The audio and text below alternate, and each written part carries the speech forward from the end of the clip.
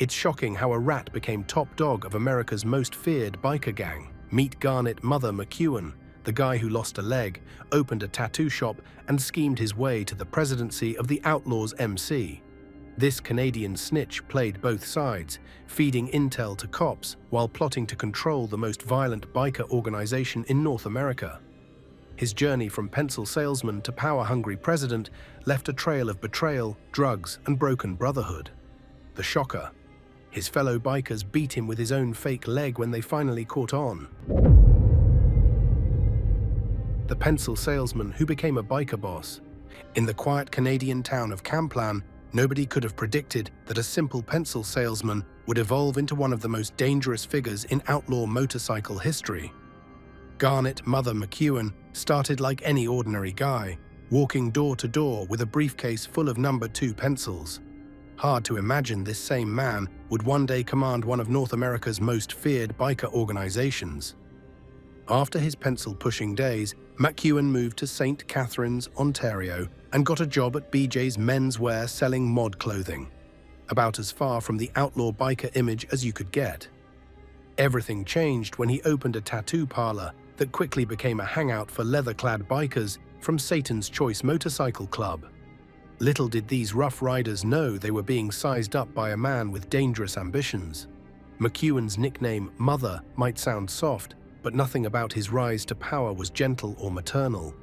Life threw McEwen a major curveball when he lost his leg in a motorcycle accident.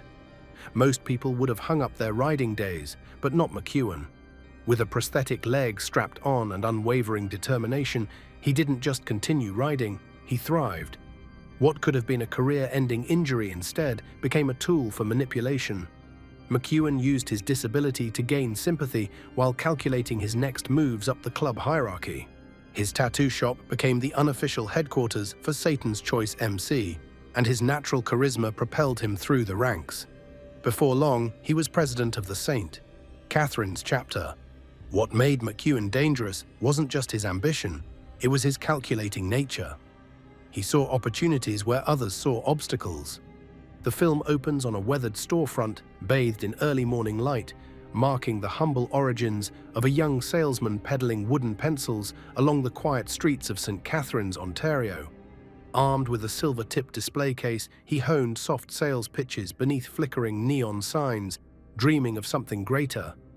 A sudden detour brought him to BJ's Menswear, where tailored suits and mod fashion whispered of rebellious youth. Saving every penny, he transformed a corner space into a tattoo parlor. Ink guns replaced pencil sharpeners, and walls once lined with graphite now bore vivid designs. Bikers drifted in, leather jackets heavy with promise. An accident on a narrow country road changed everything. A motorcycle slipped, and a prosthetic leg became his constant companion. Undeterred, he returned to the shop, the injured man now drawn to the roar of engines beyond inked flesh. Late nights found him leaning against glowing chrome, eyes reflecting exhaust flames. He found a new tribe in Satan's Choice Motorcycle Club. Leather replaced lace collars, and brotherhood eclipsed profit margins. He rose through the ranks with charisma, first president of the St. Catharines chapter, then interim national leader. Rare moments of strategy played out over gatherings in smoky backrooms. Ambition and betrayal intertwined. Allegiances shifted beneath murky neon in border bars. He brokered an uneasy alliance with an American club, dreaming of a full patchover. Police bugs and secret deals turned him into a double agent, power slipping away as the club fractured and chapters deserted. By the late 1970s, the biker boss who began with pencils faced exile. Stripped of colors and dignity, he disappeared into anonymity, his leather jacket replaced by a dishwasher's apron. Decades later, archival footage and tattoos testify to a life of audacity, ink, and the lure of the open road. In 1969, when National President Bernie Guindon was imprisoned for rape, McEwen stepped in as the obvious successor. While others viewed this as temporary power, McEwen saw it as destiny. He began eyeing something bigger, a connection with the American Outlaws MC. By 1974, when Guindon was released, he sent McEwen to Fort Lauderdale to meet with the Outlaws MC. These weren't your typical bikers. They were hardened Vietnam veterans looking to recapture the brotherhood and adrenaline they'd experienced in war. McEwen was immediately impressed and wanted in, but he faced resistance from Satan's Choice leadership, who weren't eager to surrender their Canadian identity to become part of an American club. This resistance didn't deter McEwen, it only fueled his determination. His vision wasn't just about riding motorcycles or dealing drugs. For McEwen, this was about power, influence, and creating the most formidable biker organization in North America. He understood that the Vietnam War had created a generation of battle-hardened men searching for purpose, and he saw the Outlaws as the perfect vehicle for his ambitions. The tattoo artist with one leg began weaving an intricate web of connections between Canadian and American bikers, carefully positioning himself at the center. He knew that to achieve his goals, he would need to remove obstacles, including those who had once trusted him. As we'll see next, McEwen was laying the groundwork for a betrayal that would shake the foundations of outlaw biker culture and transform him from a respected leader into something far more sinister. A dangerous double agent playing both sides of the law. Playing both sides, the perfect rat. By August 1975, Garnet Mother McEwen had grown tired of waiting for his chance to merge Satan's Choice with the American Outlaws. The path to power seemed blocked by Bernie Guindon, who still held considerable sway over the club despite his legal troubles. McEwen needed Guindon out of the way, and he found his opportunity by making a move that would forever brand him as a rat in the biker world. He became a police informant. His big chance came when he learned about a major PCP manufacturing operation at Ober Lake. This wasn't just any drug lab, it was run out of a hunting lodge owned by the Satan's Choice Oshawa chapter president. More importantly, Bernie Guindon was scheduled to visit. Without hesitation, McEwen tipped off the Ontario Provincial Police. When Guindon arrived expecting a warm welcome from his brothers, he instead found himself in handcuffs, caught with $6 million worth of PCP and manufacturing equipment. As Guindon headed back to prison, McEwen could barely contain his satisfaction. His main obstacle had been removed, and he slid easily into the role of interim national president. McEwen's double life had begun. To his brothers, he was a loyal leader fighting for the club's expansion. To law enforcement, he was a valuable informant, providing insider information on one of Canada's most notorious motorcycle clubs. This dangerous game required constant vigilance. One slip could mean a death sentence in the biker world where snitches are considered worse than murderers. As a police informant with ambitions of power, McEwen lived in a dangerous world of contradictions. He used his position to push for a common association patch with the American Outlaws while simultaneously feeding information to law enforcement. His leadership style became increasingly paranoid and dictatorial. He even went as far as bugging members' cars to monitor their conversations, looking for anyone who might suspect his betrayal. The club that had once been about brotherhood became McEwen's personal playground. He threatened to expel the Kitchener chapter for talking to journalists, created divisions between chapters, and ruled through intimidation. Members began to resent him, but few dared to challenge him directly. Those who knew or suspected he was an informant risked their lives if they spoke up. In secret meetings with the presidents of Windsor, Ottawa, and Montreal chapters, McEwen laid out his grand plan for a complete merger with the American Outlaws. Using manipulation and the implied threat of his police connections, he convinced two presidents immediately, while the Montreal president reluctantly agreed after pressure. McEwen orchestrated what amounted to a hostile takeover. In July 1977, he called a meeting of chapter presidents, conveniently excluding those loyal to Guindon. The location was telling: Crystal Beach, closer to the American border than their usual meeting spot at Wasaga Beach. He brought Detroit Outlaws members as muscle to ensure compliance. At this meeting, in a symbolic ceremony that marked the end of Satan's Choice as an independent club, the chapter presidents burned their old jackets and put on new ones bearing the Outlaws patch. McEwen had achieved his goal. He had delivered Canadian chapters to the American Outlaws. But his greatest challenge was yet to come: maintaining his cover while leading an organization that considered informants worthy of death. As we'll see next, his days at the top were numbered. as both his former brothers and the very organization he'd schemed to join would soon discover the depth of his betrayal. The king of betrayal faces payback. Success built on betrayal rarely lasts long. For Garnet Mother McEwen, the triumph of orchestrating the Satan's Choice patch over to the outlaws quickly began to crumble as his web of lies unraveled around him. From the confines of Millhaven prison, Bernie Guindon wasn't taking his betrayal lying down. He placed a $10,000 bounty on McEwen's head, a serious threat in the world of outlaw bikers where such contracts are fulfilled with brutal efficiency. Not long after, McEwen's house in St. Catharines became the target of an assassination attempt.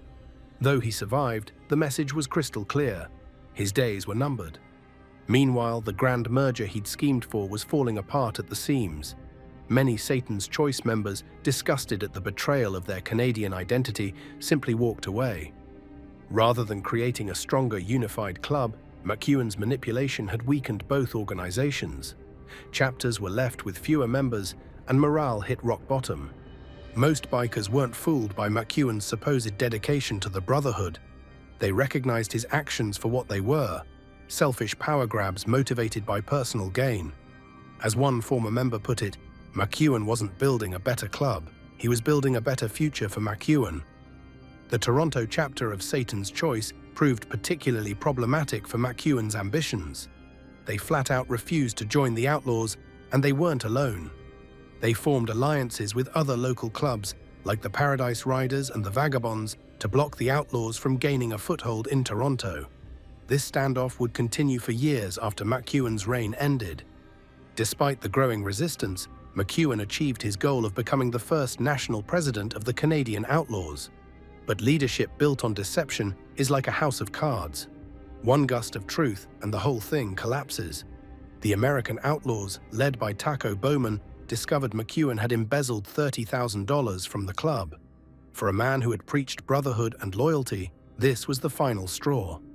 In most cases, stealing from an outlaw motorcycle club would result in a death sentence. McEwen was lucky; he was merely expelled from the organization he had worked so hard to join. His fall from grace was complete when he left town, abandoning his motorcycle and leather for a dishwasher's apron at a Calgary hotel. Cut to a smoky warehouse near the Detroit border. Torn jackets burn, chapters swear allegiance to fresh chrome skulls. His deal with the Outlaws blossoms into a hostile patchover. In June 1977, amid shattered brotherhood and whispered threats, delegates from Windsor to Montreal concede. The man who once tipped off his own president now stands at the helm of Canada's most feared outlaw club. His ascendancy is swift. Archival shots show him presiding over grim rallies, his gaze steely beneath the Outlaws' black and white banner. But cracks appear: missing dues, embezzled funds, cash funneled into personal coffers. American leaders discover the betrayal. A dyed leather jacket arrives, stamped expelled. Night falls on a lonely Calgary diner. The former national president, invader of loyalties, now washes dishes behind a scratched counter. A $10,000 bounty glitters on a hastily faxed memo. Shadows converge at his rented room. A brutal beating erupts. His own artificial limb becomes a weapon of his disgrace. In the final sequence, a deserted highway at dawn frames a single patch fluttering on a barbed wire fence. The perfect rat's emblem. The man who masterminded police raids and rebranded an entire motorcycle empire vanishes into obscurity. The last shot lingers on a cracked photo of him in full colors. Once king of betrayal, now forever hunted by the ghosts of his own ambition. But McEwen couldn't stay away from the biker lifestyle for long. In Calgary, he joined a smaller club called the Chosen Few MC. Yet his sticky fingers got him in trouble one final time when he was caught stealing from his new brothers. This time, there would be no mercy. His fellow bikers administered a brutal beating, using McEwen's own artificial leg as a weapon, a humiliating end for a man who once commanded respect and fear. The beating with his own prosthetic leg became legendary in biker circles, a symbolic punishment for a man who had used his disability to gain sympathy while manipulating everyone around him. McEwen's story serves as a stark reminder in the outlaw biker world. Loyalty to the Brotherhood comes above all else, and betrayal carries consequences that no amount of power or influence can prevent. As we'll see next, McEwen's legacy would continue to shape the Outlaws MC long after his disgraceful exit from the scene. A legacy written in betrayal. By the late 1980s, Garnet Mother McEwen had become a cautionary tale in outlaw biker circles, the ultimate example of what happens when ambition and self-interest trump brotherhood and loyalty. His downfall was celebrated by members of Satan's Choice, who saw his beating at the hands of the chosen few as poetic justice for his years of manipulation and betrayal. After the humiliating beating with his own prosthetic leg, McEwen finally accepted that his days in the outlaw biker world were over. He moved to Saskatoon with his family and lived a quiet, unremarkable life until his death in January 2012. The man who had once dreamed of leading the most powerful outlaw motorcycle organization in North America died in obscurity, his name mentioned only as a warning to those who might consider putting personal gain above club loyalty. But while McEwen's personal story ended in disgrace, the Outlaws MC continued to grow and evolve. Founded as the McCook Outlaws MC in 1935 by Electromotive Company employees at Matilda's Bar on Route 66 in the Chicago suburb of McCook, Illinois, the club had survived far worse than the betrayal of one man. Though inactive during World War II, the Outlaws had reformed afterward and attended the first major post-war motorcycle rally at Soldier Field in Chicago in May 1946. By the 1970s, the Outlaws had become one of the Big Four outlaw motorcycle clubs, alongside the Hells Angels, the Bandidos, and the Pagans. Their rivalry with the Hells Angels began on April 27, 1974, when 3 Hells Angels were executed by outlaw members in Fort Lauderdale, Florida, retaliation for a beating that had taken place months earlier in New York City. This conflict would result in hundreds of fatalities in each club over the following decades. Despite McEwen's disgraceful exit, his patchover of Satan's Choice chapters did establish the Outlaws as an international club. This expansion continued well beyond Canada, with chapters eventually opening in France, 1993, Australia, 1994, Norway, 1995, and even Japan, 2006. By the 2000s, the Outlaws had grown to 441 chapters in 43 countries across Asia, Europe, and North America. The club's insignia evolved over time, from a head-on view of a motorcycle in a winged circle to the now famous Charlie logo featuring a skull and crossed pistons. Their colors, black and white, became recognized worldwide, as did their motto, "God forgives, outlaws don't." GFOD. Law enforcement agencies worldwide consider the Outlaws to be involved in organized crime, drug trafficking, extortion, money laundering, prostitution, weapons trafficking, and violence directed at rival clubs. Members consistently deny these allegations, insisting they're simply motorcycle enthusiasts living a non-conventional lifestyle. McEwen's legacy within the organization is complex. While current members rarely speak his name, the systems he put in place, the territorial expansion, the hierarchical structure, the international connections, continue to define the Outlaws MC. In a strange way, his betrayal strengthened the club by showing exactly what kind of behavior wouldn't be tolerated. The Outlaws learned from McEwen's betrayal and became more careful about who they allowed into positions of power. McEwen finally accepted his biker days were over. He moved to Saskatoon with his family and lived in quiet obscurity until his death in January 2012. The man who once commanded fear and respect, who dreamed of leading North America's most powerful motorcycle organization, died as an unknown, his name mentioned only as a warning in hushed conversations among club members. While McEwen's personal journey ended in disgrace, his impact on the Outlaws MC was profound and lasting. Despite his betrayal, his orchestration of the Satan's Choice patchover established the Outlaws as an international organization. This Canadian expansion became the template for their later growth into Europe, Australia, and Asia. By the 2000s, partly because of groundwork McEwen laid, the Outlaws had grown to over 400 chapters across 43 countries. Perhaps McEwen's most significant legacy was how his betrayal transformed outlaw motorcycle clubs' internal security. His double dealing as a police informant made clubs more paranoid and secretive, implementing stricter vetting processes for prospective members. After the McEwen incident, many clubs began requiring prospects to commit crimes in front of full members to prove they weren't law enforcement, a direct response to being burned by the one-legged snitch who would be king. The McEwen saga also affected how motorcycle clubs interact with law enforcement. His informant activities made clubs even more resistant to cooperation with authorities, strengthening the no-comment policy and increasing punishment for those suspected of talking to police. Today, in clubhouses across North America, the story of Garnet Mother McEwen continues to be told to new prospects as the ultimate example of what happens when personal ambition trumps brotherhood. Though his name is rarely spoken with anything but contempt, his legacy lives on in the very structure of the organization he both served and betrayed. Perhaps McEwen's most lasting impact was on the relationship between outlaw motorcycle clubs and law enforcement. His double-dealing made clubs even more secretive and suspicious of new members, implementing stricter vetting processes to prevent infiltration. This paranoia would shape how these organizations operated for decades to come, making them even harder for authorities to penetrate. Next, we'll explore how the Outlaws MC evolved before and after McEwen's influence, transforming from a small Chicago club into a global organization. The rise of a brotherhood, Outlaws before and after McEwen. It must have been really intense being in Illinois, in the state where their mother is. Was there a lot of them? Like, you were heavily outnumbered? Yeah, absolutely. I mean, in Southern Illinois, where I was at, they were the only club. So if you were in a club in Southern Illinois, you were in either their club or one of their support clubs. Until I started a Mongol chapter there.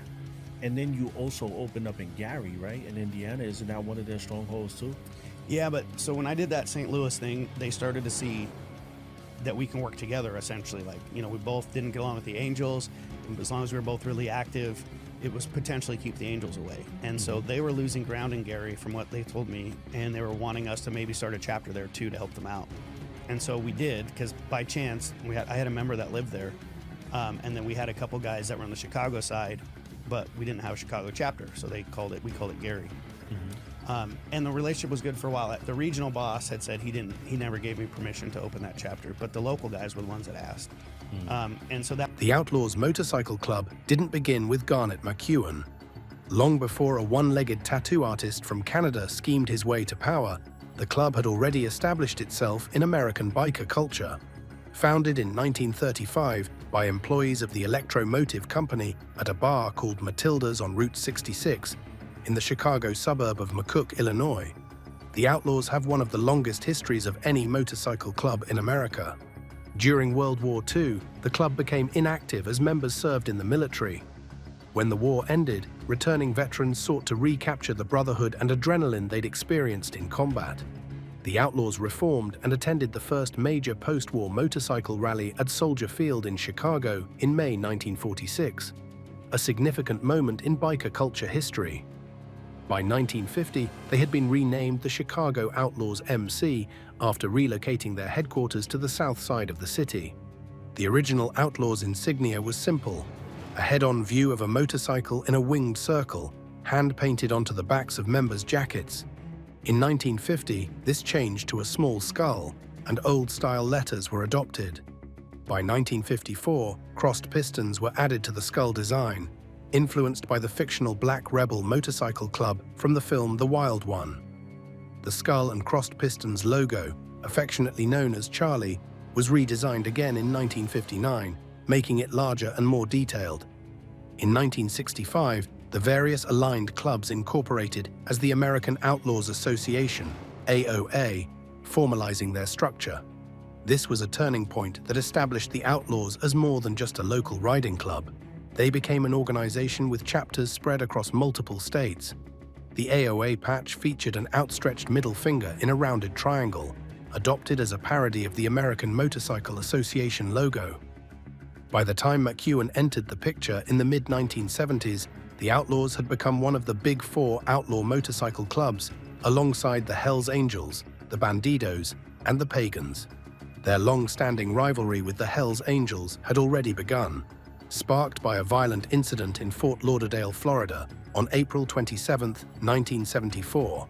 when 3 Hells Angels were executed by outlaw members in retaliation for an earlier beating. What McEwen brought to the Outlaws was international expansion.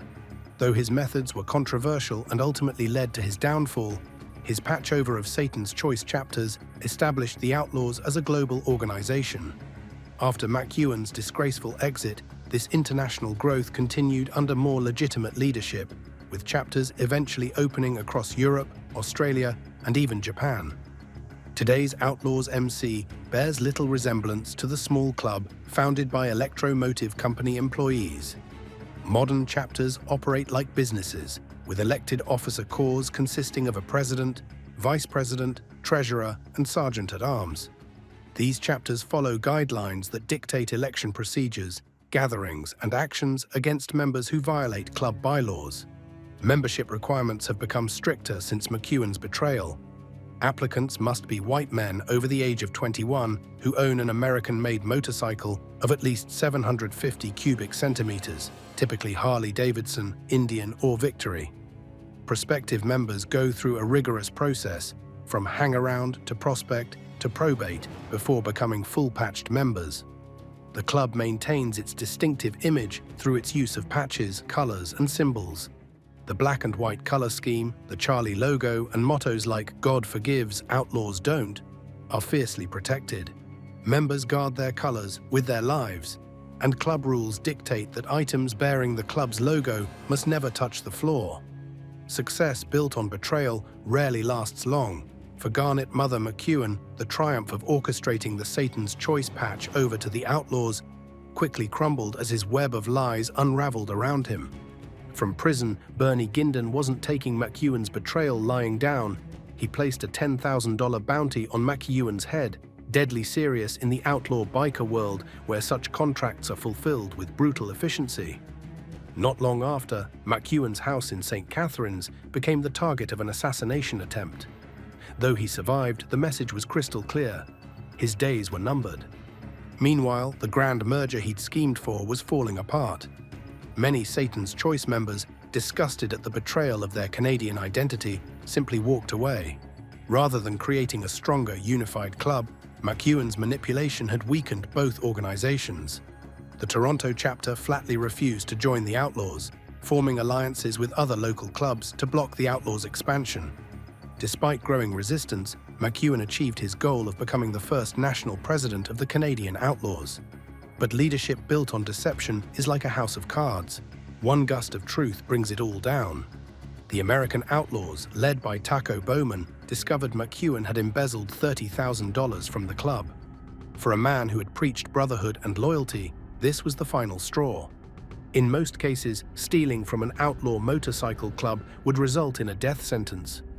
McEwen was lucky. He was merely expelled from the organization he had worked so hard to join. His fall from grace was complete when he fled town, abandoning his motorcycle and leather for a dishwasher's apron at a Calgary hotel. But McEwen couldn't stay away from the biker lifestyle. In Calgary, he joined a smaller club called the Chosen Few MC, where his sticky fingers got him in trouble one final time when he was caught stealing from his new brothers. This time, there would be no mercy. His fellow bikers administered a brutal beating, using McEwen's own artificial leg as a weapon. A humiliating end for a man who once commanded respect and fear. From the humble origins at Matilda's Bar on Route 66 to international expansion across 43 countries, the Outlaws MC has survived internal conflicts, rivalries with other clubs, and law enforcement crackdowns. Through it all, they've maintained their core identity, summarized in their most famous motto, "Outlaws forever, forever outlaws." The legacy of men like Garnet Mother McEwen serves as both a warning and a foundation. His ambition helped expand the club internationally, but his betrayal strengthened their resolve against informants and infiltrators. In the world of outlaw motorcycle clubs, where loyalty is everything and betrayal is punishable by death, McEwen's story continues to echo as a reminder of what happens when personal gain is placed above brotherhood. The Code of the Outlaw. Every organization has rules, but in the world of outlaw motorcycle clubs, the code isn't just a set of guidelines. It's a way of life enforced with deadly seriousness. For clubs like the Outlaws MC, This code governs every aspect of members' lives, from the bikes they ride to how they handle conflict and even how they dress. At its core is absolute loyalty to the Brotherhood, the very principle Garnet Mother McEwen violated with devastating consequences. The Outlaws' code begins with their colors, the black and white leather or denim vests bearing the club's patches. These aren't just clothing, they're sacred symbols of membership. Club rules dictate that members must guard their colors with their lives, and any item bearing the club's logo must never touch the floor. The skull and crossed pistons logo, known affectionately as Charlie, is fiercely protected. When an outlaw puts on his colors, he's making a statement about who he is and what he stands for. The patches on an outlaw's vest tell a story. The top rocker bears the club's name, the center patch displays Charlie, and the bottom rocker shows the territory they claim to control. This territorial marker isn't just decoration, it's a declaration of power. As one former member explained, their territory is their business. Clubs often engage in violent conflicts over key cities and states, with blood spilled to maintain control of lucrative areas. Membership requirements reflect the exclusive nature of the Brotherhood. Applicants must be white men over the age of 21, who own an American-made motorcycle of at least 750 cubic centimeters, typically Harley-Davidson, Indian, or Victory. Prospective members undergo a rigorous process that begins as a hang-around, progresses to prospect, then probate, before finally becoming full-patched members, all requiring unanimous approval from the chapter. The number 13 on patches typically indicates involvement with illegal substances, while 1% refers to the American Motorcycle Association's supposed comment that 99% of motorcyclists are law-abiding citizens, while 1% are outlaws, a badge these clubs wear with pride. After what happened with McEwen, the vetting process became even stricter. Some clubs require prospects to commit crimes in front of full members to prove they're not law enforcement. The hierarchy within the club is strictly enforced. Each chapter is governed by an elected officer corps consisting of a president, vice president, treasurer, and sergeant-at-arms, enforcer. Weekly church meetings are mandatory, and members pay dues of $1,200 per year, plus additional fees to help brothers in legal trouble. Disobedience or rule violations can result in punishment ranging from fines to violent discipline. In the Outlaws, members who leave in bad standing must burn off or cover up their club-related tattoos, usually by heating a butter knife and applying it repeatedly to their skin. Women in the club world occupy a lower status than men. Typically referred to as old ladies, they may wear vests with patches reading "Property of the Outlaws," reflecting the club's often misogynistic culture. According to law enforcement, women affiliated with these clubs are sometimes forced into prostitution or street-level drug trafficking. The code extends to how outlaws deal with the outside world. Members adhere to a strict no-comment policy with non-club members, especially law enforcement. The club's rivalry with Hell's Angels has given rise to phrases like Adios, Angels die in outlaw states, and Ahamdi, all Hell's Angels must die, which members proudly display on patches. Perhaps most importantly, the code emphasizes unwavering loyalty to the Brotherhood above all else. This was the principle that Garnet McEwen violated most egregiously when he became an informant. In the world of outlaw motorcycle clubs, where the motto is "God forgives, outlaws don't," GFOD, betrayal carries consequences that no amount of power or influence can prevent. After McEwen's betrayal was exposed, this code of loyalty became even more central to the outlaw's identity. His story is told to prospective members as a warning about what happens when personal ambition trumps brotherhood. As we'll see in the next section, the strict code of the Outlaws hasn't prevented the organization from evolving into a sophisticated criminal enterprise with legitimate business fronts, a far cry from its humble beginnings as a club for motorcycle enthusiasts. From rebels to businessmen, the evolution of the Outlaws MC. What began after World War II as a way for returning veterans to recapture the brotherhood and adrenaline they experienced in combat has evolved into a sophisticated organization that straddles both the criminal underworld and legitimate business enterprises. The outlaw motorcycle club culture has transformed dramatically since the days of McEwen's betrayal, developing from rowdy rebels into calculated criminals and surprisingly savvy businessmen. Contrary to popular belief, not all members of outlaw motorcycle clubs are involved in criminal activity. As one outlaw put it, not everybody that joins a motorcycle club is a criminal. They just have a certain philosophy of life, an outlaw outlook. I look at rules as suggestions. Most of them are pretty good. But if there's one I don't think pertains to me, then I don't believe I have to follow it. This philosophy, questioning authority and living by one's own code, remains at the heart of the culture, even as the clubs have become more organized. Today's Outlaws MC bears little resemblance to the small club founded by Electromotive Company employees at Matilda's Bar on Route 66 in 1935. Modern chapters operate like corporations, with clearly defined roles, strategic planning, and sophisticated financial operations. What was once a loose collection of rebellious bikers has transformed into a multinational organization, with branches in dozens of countries. This evolution began in earnest during the 1970s, when outlaw clubs realized the potential profits in organized crime. The drug trade, particularly methamphetamine production and distribution, became a lucrative source of income.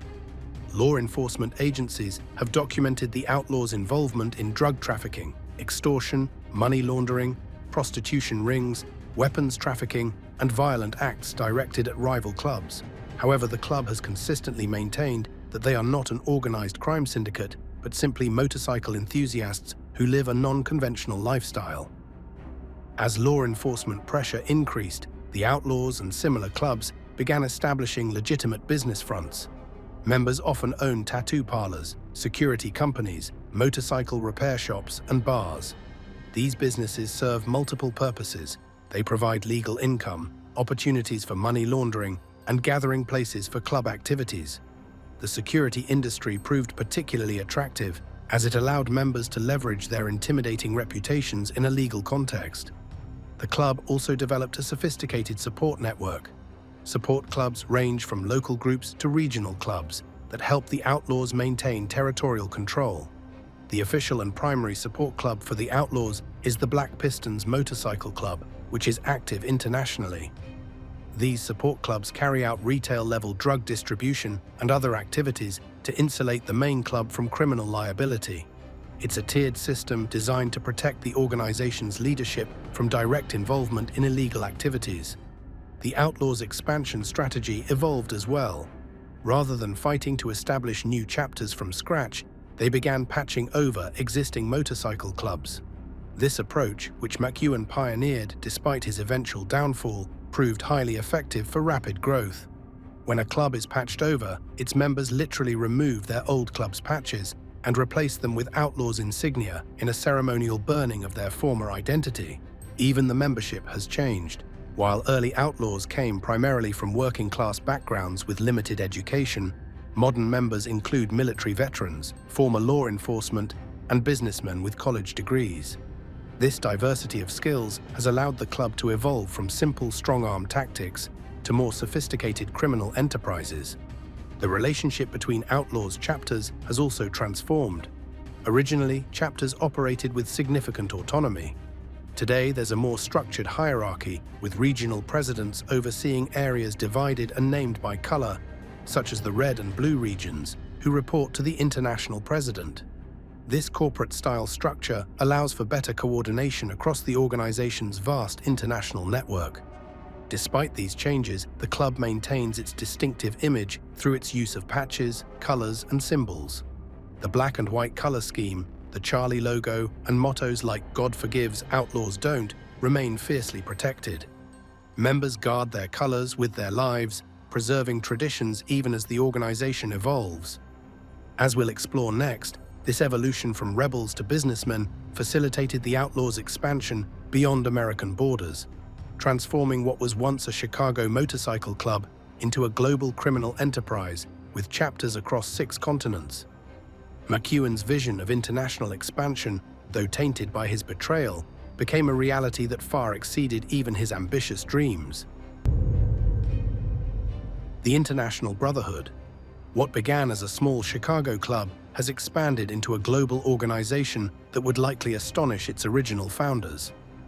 By 2010, 7 American-based 1% clubs had a total of 484 chapters outside the United States, while Italian crime families, the Russian Mafia, and MS-13 are foreign imports to America. 1% Bikers are uniquely America's sole organized crime export. The Outlaws' expansion into Canada through McEwen's controversial patchover laid the groundwork for this international growth. Despite the betrayal and chaos that followed his leadership, McEwen's vision of a cross-border club proved prophetic. Today, the Outlaws have chapters in 43 countries spanning North America, Europe, Australia, and Asia, with over 4,000 members worldwide. This global expansion didn't happen by accident. It was a carefully orchestrated strategy that gained momentum in the 1990s. After establishing themselves in Canada in 1977, the Outlaws moved into Europe, opening chapters in France in 1993 and Norway in 1995. Australia followed in 1994. Each new country presented unique challenges, different laws, cultures, and existing criminal organizations. But the Outlaws adapted their model to fit local conditions while maintaining their core identity. The club achieved a significant milestone in November 2006, when they became the first major outlaw motorcycle club to open a chapter in the Far East, establishing a presence in Okinawa City, Japan. This push into Asia demonstrated the club's global ambitions and ability to operate in vastly different cultural environments. Each chapter operates semi-independently in its region, but maintains strong national and international relationships within the overall organization. Their structure is remarkably consistent worldwide. Chapters are governed by an elected officer corps consisting of a president, vice president, treasurer, and sergeant-at-arms. Regional presidents oversee areas divided and named by color, and these regional presidents report to the international president. In the United States alone, the Outlaws' territory is divided into 10 color-coded regions: Black, Indiana and Michigan; Blue, Pennsylvania; Copper, North Carolina, South Carolina, and Georgia, Virginia; Gold, Wisconsin; Gray, Tennessee; Green, Kentucky, Ohio, and Oklahoma; Orange, Florida; Red, New England and Philadelphia Metro; Silver, Alabama and Georgia; and White, Illinois. The club's international headquarters has moved over time, originally in Chicago, then Detroit during Harry Taco Bowman's presidency, 1984 to 1999, then Tampa under James Big Frank Wheeler, and later Milwaukee under Jack Rosga. This mobility reflects both strategic shifts and the need to adapt to law enforcement pressure. Communication between international chapters was once limited to in-person meetings at major runs, motorcycle gatherings, and carefully worded telephone calls. Today, encrypted messaging apps, secure video conferencing, and proprietary communication systems allow the club to coordinate activities globally while evading surveillance. Technology has transformed how the Brotherhood operates across borders. This international expansion has created both opportunities and challenges. On one hand, it provides access to new markets for illegal activities and safe havens when members need to escape law enforcement heat in their home countries.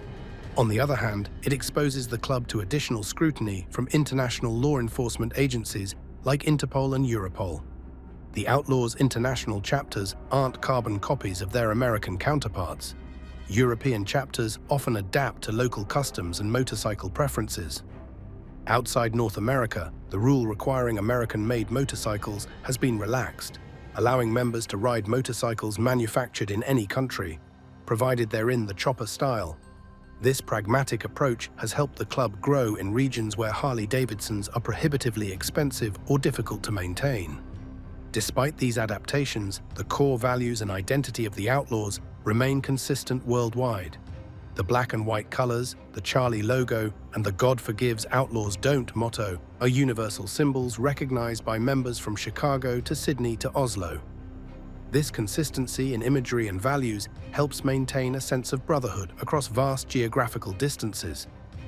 International expansion has also meant international conflict. The Outlaws' long-standing rivalry with the Hells Angels has played out on a global stage, with violent confrontations occurring in countries far from America's shores. In Belgium, Sweden, and Australia, members of both clubs have been involved in shootings, bombings, and murders as they compete for territory and criminal markets. This global presence, far beyond what the original McCook Outlaws could have imagined, speaks to the enduring appeal of outlaw motorcycle culture and its ability to adapt to different environments. As we'll see in the next section, this reality stands in stark contrast to the Hollywood myths that have shaped public perception of these organizations.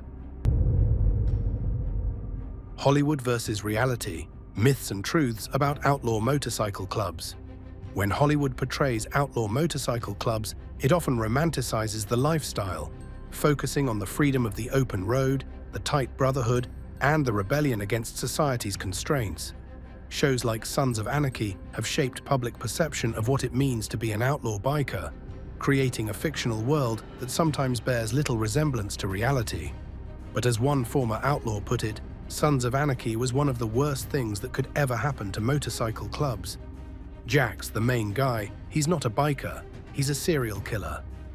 The show's popularity led to a wave of new, inexperienced clubs forming with no understanding of club history or protocol.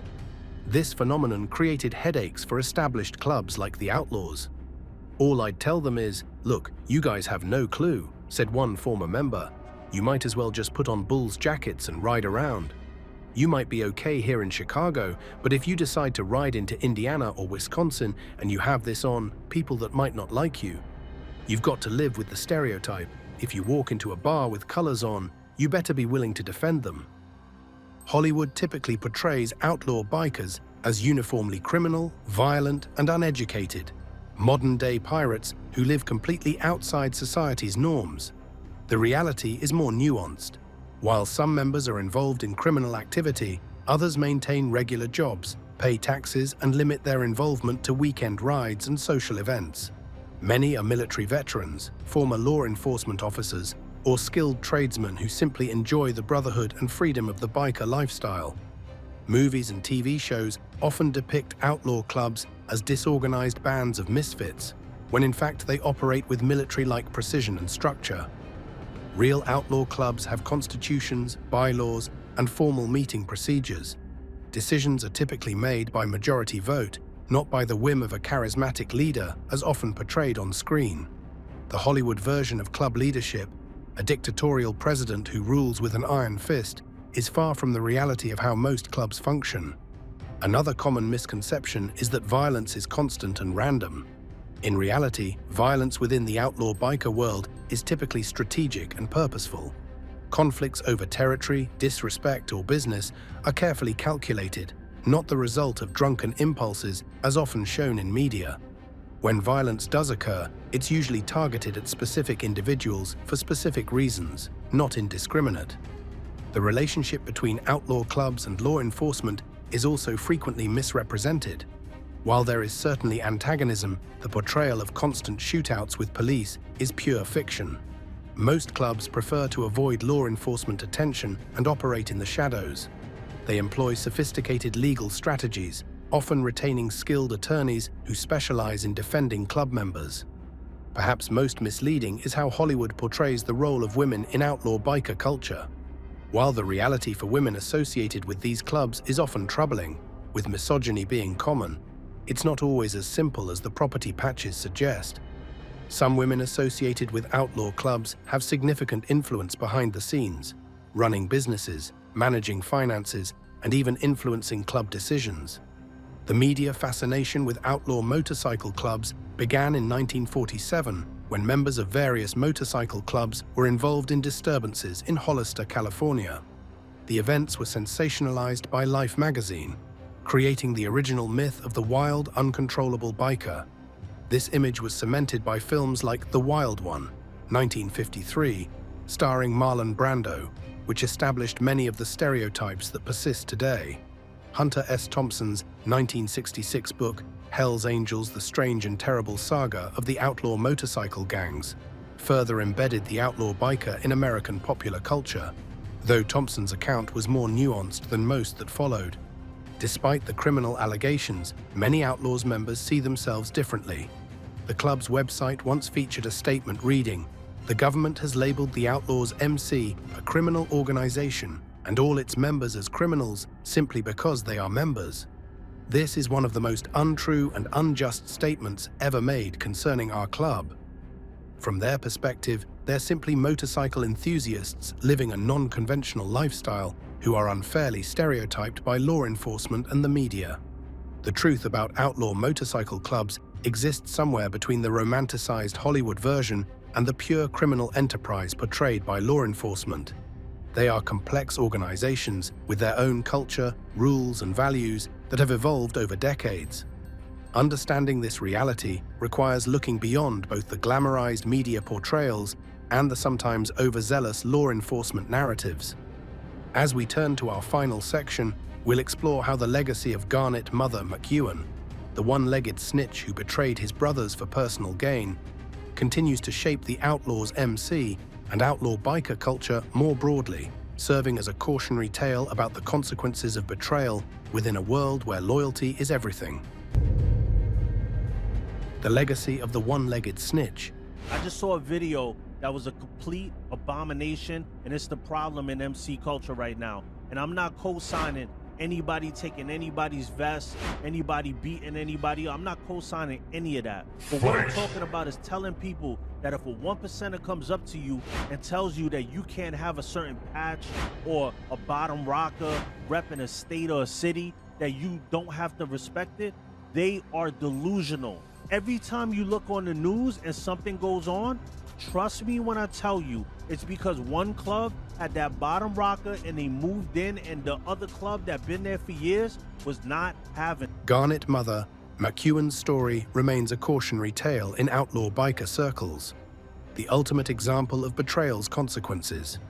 His rise from pencil salesman to biker boss, his double life as an informant, his brief reign as the first Canadian Outlaws president, and his humiliating fall when beaten with his own prosthetic leg, all serve as a stark reminder about the price of disloyalty in a world where brotherhood is supposed to be sacred.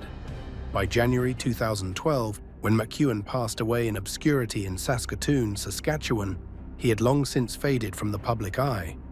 The man who once dreamed of leading the most powerful outlaw motorcycle organization in North America died as he had begun, an ordinary citizen far removed from the leather-clad brotherhood he had both served and betrayed. Few outside the biker world mourned his passing, or even noticed he was gone. Yet within the culture of outlaw motorcycle clubs, McEwen's legacy lives on. His name is rarely spoken among Outlaws members, but his story is told to prospective members as a warning about what happens when personal ambition trumps loyalty to the brotherhood. In a strange way, McEwen's betrayal strengthened the Outlaws by showing exactly what kind of behavior wouldn't be tolerated, making the organization more vigilant about potential infiltrators. While McEwen's personal journey ended in disgrace, his impact on the Outlaws MC was significant and lasting. His patchover of Satan's Choice chapters established the Outlaws as an international organization and laid the groundwork for their continued global expansion. Today's presence of the Outlaws in 43 countries across 6 continents can be traced back to McEwen's vision, even if his methods were ultimately self-serving and destructive. His betrayal also led to stricter vetting processes for new members and increased paranoia about infiltration by law enforcement or rival clubs. After the McEwen debacle, prospects often had to undergo extensive background checks and prove their loyalty through actions that would make it impossible for them to be police informants. This paranoia would shape how these organizations operated for decades to come, making them even harder for authorities to penetrate. McEwen's story also affected how motorcycle clubs interact with law enforcement. His double dealing as an informant made clubs even more secretive and resistant to cooperation with authorities. The no-comment policy became even more strictly enforced, and the consequences for cooperating with police became more severe. This has made investigating these organizations increasingly difficult for law enforcement agencies worldwide. The beating McEwen received with his own prosthetic leg became legendary in biker circles, a symbolic punishment for a man who had used his disability to gain sympathy while manipulating everyone around him. It served as a powerful reminder that in the outlaw biker world, no one is above the code, regardless of their rank or physical condition. The imagery of this humiliating punishment has been passed down through generations of club members as the ultimate example of justice served for betrayal. Perhaps most importantly, McEwen's betrayal reinforced the central importance of loyalty in outlaw biker culture. In a world where your brothers are supposed to be your family, where the motto is outlaws forever, forever outlaws, McEwen's actions were the ultimate sin. His story is a powerful reminder that betrayal carries consequences that no amount of power or influence can prevent. Today, as law enforcement agencies worldwide continue their efforts against outlaw motorcycle clubs, the Outlaws MC remains one of the most resilient and adaptable organizations of its kind, partly because of the hard lessons learned from the rise and fall of the snitch who would be king. The organization has survived internal conflicts, rivalries with other clubs, and law enforcement crackdowns, maintaining its core identity while evolving with the times. From the humble origins at Matilda's Bar on Route 66 to international expansion across 43 countries, from the early days of simple motorcycle enthusiasts to sophisticated criminal enterprises with legitimate business fronts, the history of the Outlaws MC contains many chapters, but few are as compelling or as cautionary as the story of Garnet Mother McEwen, the one-legged snitch who rose to become the Outlaws' most dangerous president, only to fall victim to his own ambition and betrayal. In the world of outlaw motorcycle clubs, where loyalty is everything and betrayal is punishable by death, McEwen's legacy serves as both a warning and a foundation, a reminder of what happens when personal gain is placed above brotherhood, and a stepping stone toward the international organization the Outlaws MC would eventually become. A name once whispered behind closed doors, now carved into the annals of Australia's outlaw lore. A repeat sexual offender with 3 known assaults. Troy's story is soaked in betrayal and blood. Troy Mercanti didn't just join the outlaw world, he conquered it. From a quiet Perth kid to Australia's most feared biker president, his story reads like a thriller. Betrayal, revenge, shootouts, and survival, Troy built an empire on blood and fury. Others said he wanted control, a way to steer his life in a world that offered no direction. Either way, one thing was clear. He refused to live a normal life, and that choice would shape everything that followed. He didn't just grow up, he transformed. From a quiet kid in the Perth suburbs to a central figure in Western Australia's most savage biker war. But every king eventually faces his reckoning. This is the untold story of how one man's hunger for power turned him into a legend and a target. A legend across multiple clubs. Few figures in the international motorcycle club scene have a story as unique as Troy Mercanti. While most notorious motorcycle club members built their reputations within a single organization, Mercanti's legend spans multiple clubs, countries, and decades. His journey from Australia's Club de Rose to the Coffin Cheetahs, then to the Finks, and finally to the Mongols, represents something almost unheard of in the typically loyal world of motorcycle clubs. A man who not only switched patches multiple times, but rose to prominence in each organization. In the tightly knit world of outlaw motorcycle clubs, loyalty to one's colors is considered sacrosanct. Members frequently tattoo their club's insignia permanently on their bodies, a physical manifestation of their lifelong commitment. The motto "in this life and the next" isn't merely rhetorical, it's a binding oath that few dare to break. Those who do are typically met with violent retribution, ostracized from the brotherhood they once called family, or worse. Yet Troy Mercanti has not only survived multiple club transitions, but has thrived, becoming more influential with each move. This 54-year-old Western Australian has cemented his position as one of the most notorious figures in Australia's motorcycle club scene. His ability to navigate the complex politics of rival organizations speaks to an exceptional combination of personal charisma, strategic thinking, and the kind of fearsome reputation that gives even the most hardened bikers pause. In a world governed by strict codes of honor and loyalty, Mercanti has somehow managed to rewrite the rules without paying the ultimate price. What makes his story particularly compelling is not just his survival after transitions that would have meant death for less influential bikers. It's his continued relevance and power across decades. In February 2021, his public profile reached new heights. when the West Australian newspaper published what they described as the very first formal interview Troy Mercanti has ever given to the media. This unprecedented break from the traditional code of silence offered rare insights into the thinking of a man who had seen the motorcycle club world from multiple perspectives. Early life, the making of an outlaw. Troy Mercanti enters a world that would shape him into one of Australia's most notorious figures in outlaw motorcycle history. Growing up in Perth's sprawling suburbs wasn't exactly a breeding ground for infamy. But from the start, young Troy showed signs of being different. Some say he was hungry for more: respect, authority, dominance.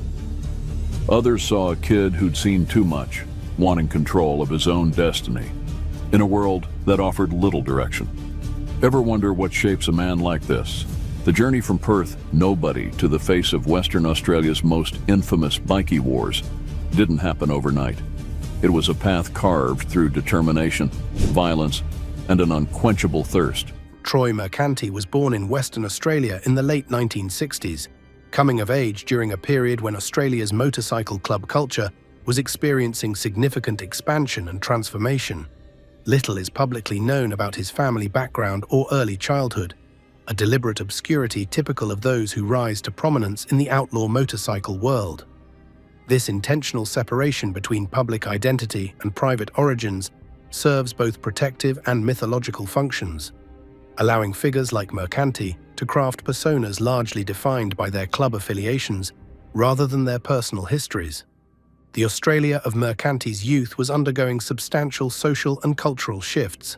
The post-Vietnam era saw a growing disillusionment with authority and traditional social structures, creating fertile ground for counter-cultural movements, including motorcycle clubs. Western Australia's vast geography and relatively isolated urban centres offered particular appeal for those seeking to establish lives outside mainstream social constraints. Perth in the 1980s, when Mercanti would have been in his formative teenage years, had developed a vibrant motorcycle scene. The city's isolation, it remains one of the most geographically isolated major cities in the world, fostered a frontier mentality and self-reliance that aligned well with biker culture's emphasis on brotherhood and internal governance. For a young man seeking identity and belonging, the tight-knit world of motorcycle enthusiasts offered both. While specific details of Mercanti's introduction to motorcycle culture remain private, the pathway typically involves early fascination with motorcycles themselves, followed by casual association with established riders, and eventually formal introduction to club members. This gradual integration process allows both prospective members and established clubs to evaluate compatibility before committing to the significant step of prospecting for membership. By the late 1980s, as Australia's motorcycle club scene was becoming increasingly organised and hierarchical, Mercanti was positioning himself to become part of this world. The transition from motorcycle enthusiast to club prospect represents a significant life decision, one that would ultimately set Mercanti on a path to becoming one of Australia's most notorious outlaw bikers. What distinguishes Mercanti from many other figures in Australia's outlaw motorcycle scene is his unusual trajectory across multiple clubs, a rarity in a culture where club loyalty is typically paramount. His journey from the Coffin Cheetahs to the Finks and later to the Mongols Motorcycle Club demonstrates not just personal ambition, but also the complex internal politics of these organizations. Mercanti's rise to prominence coincided with increasing law enforcement attention to outlaw motorcycle clubs across Australia. His career spans a period when these clubs were transitioning from primarily social organizations with criminal elements to more sophisticated operations with interests in various illicit markets. This evolution brought heightened scrutiny from police and politicians alike, culminating in various legislative efforts specifically targeting motorcycle clubs. The saga of Troy Mercanti offers a window into Australia's unique motorcycle club culture. The vast distances between Australian cities allowed distinctive regional club characteristics to develop, with Perth's isolation contributing to particularly strong brotherhood bonds among its motorcycle community. Mercanti navigated this landscape with notable success, maintaining his status despite shifts between rival organizations. The beginning, Club de Rose and the making of a reputation. The late 90s brought change, hard change, the kind that separates the weekend warriors from the true believers. And Troy Mercanti, he was proving himself with every passing day. Ever been to the Geisha Bar in Northbridge? Back in those days, it was more than just another watering hole. It was where reputations were made and broken. By 97, Mercanti's reputation was growing faster than a Harley at full throttle. Think about what it takes to rise through the ranks of an outfit like the Coffin Cheaters. You don't get there by playing nice.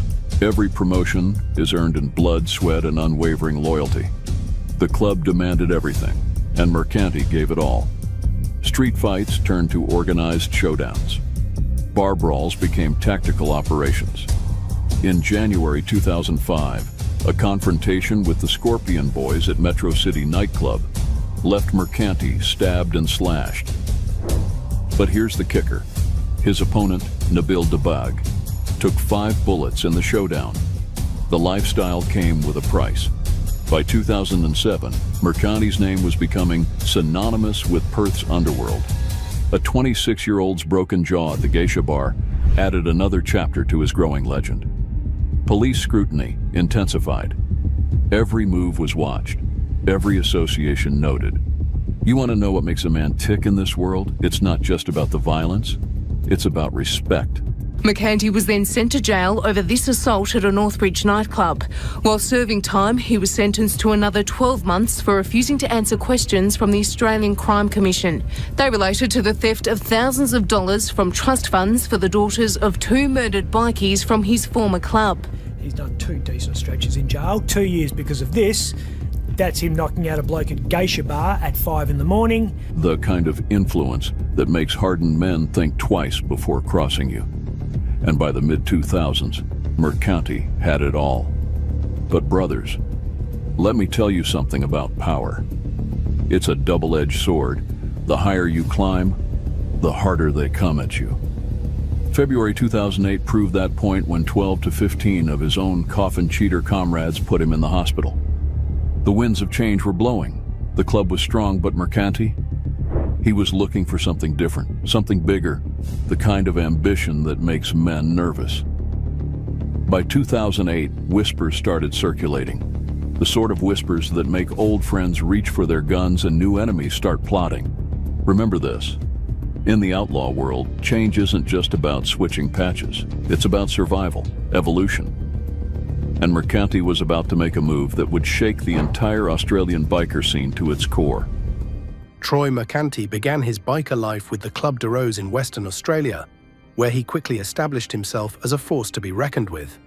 The Club de Rose, founded in Perth in 1971, were among the dominant motorcycle clubs in Western Australia during the 1990s when Mercanti joined their ranks.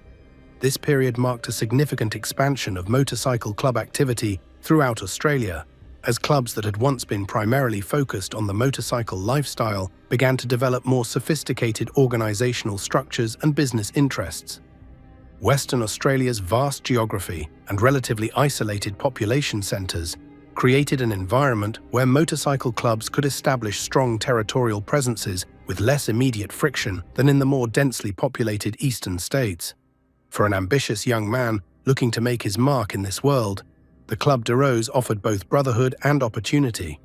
The process of joining an established motorcycle club like the de Rose follows well-established traditions. Prospective members typically begin as hang-arounds, allowed to associate with the club without formal standing.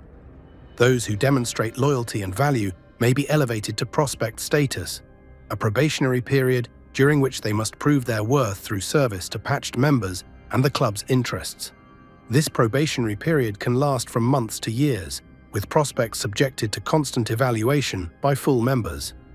Mercanti's physical attributes made him an immediate asset to the club. Standing well over 6 feet tall with a powerful build, his imposing presence alone commanded respect.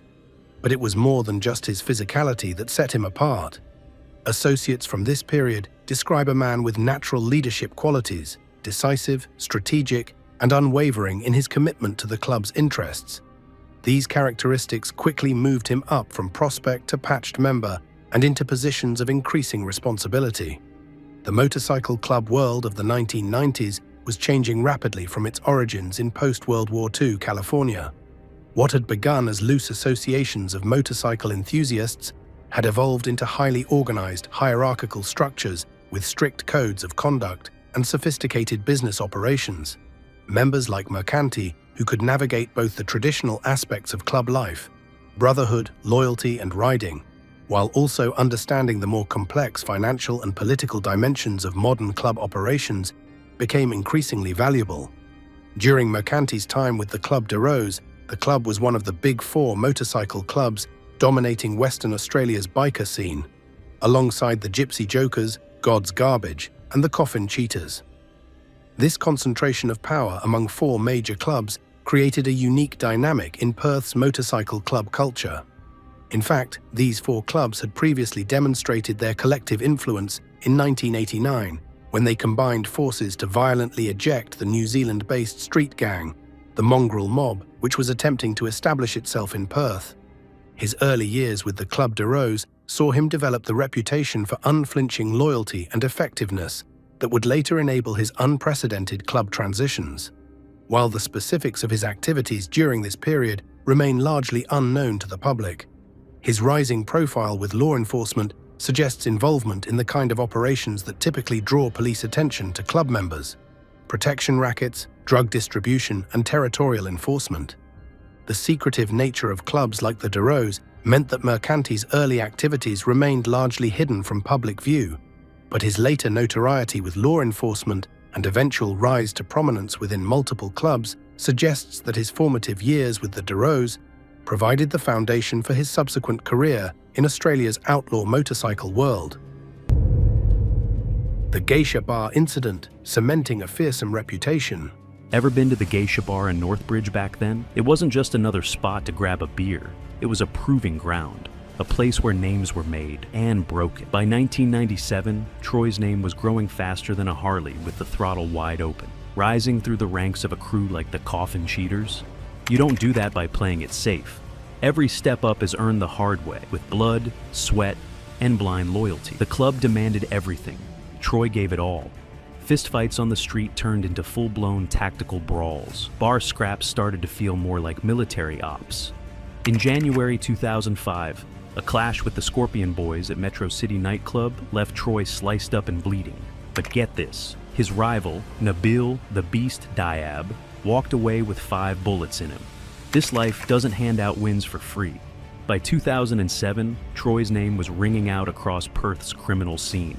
Another violent incident at the Geisha Bar left a 26-year-old with a busted jaw and added more fuel to Troy's growing legend. Cops were all over him.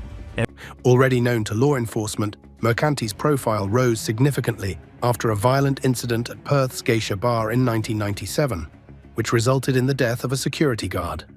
Though Mercanti wasn't directly responsible for the death, the incident cemented his fearsome image in Australia's biker scene. The Geisha Bar, a popular night spot in Perth's entertainment district, became the scene of what Western Australian media would later describe as one of the most notorious biker-related public disturbances in the state's history. According to court records and media reports from the time, the incident began when Mercanti and several other Club de Rose members were denied entry to the establishment. What started as a verbal confrontation quickly escalated into physical violence. In the ensuing melee, security staff and Club de Rose members exchanged blows both inside and outside the venue. The chaotic scene spilled onto the street, drawing attention from nearby police and bystanders. By the time the confrontation ended, multiple individuals had sustained injuries, and most critically, a 26-year-old security guard had suffered injuries that would ultimately prove fatal. The subsequent investigation led to criminal charges against several Club de Rose members. Court proceedings eventually determined that while Mercanti had been a central figure in the altercation, he had not delivered the specific blow that caused the security guard's death. Nevertheless, his prominent role in the incident significantly elevated his profile both within the club world and with law enforcement.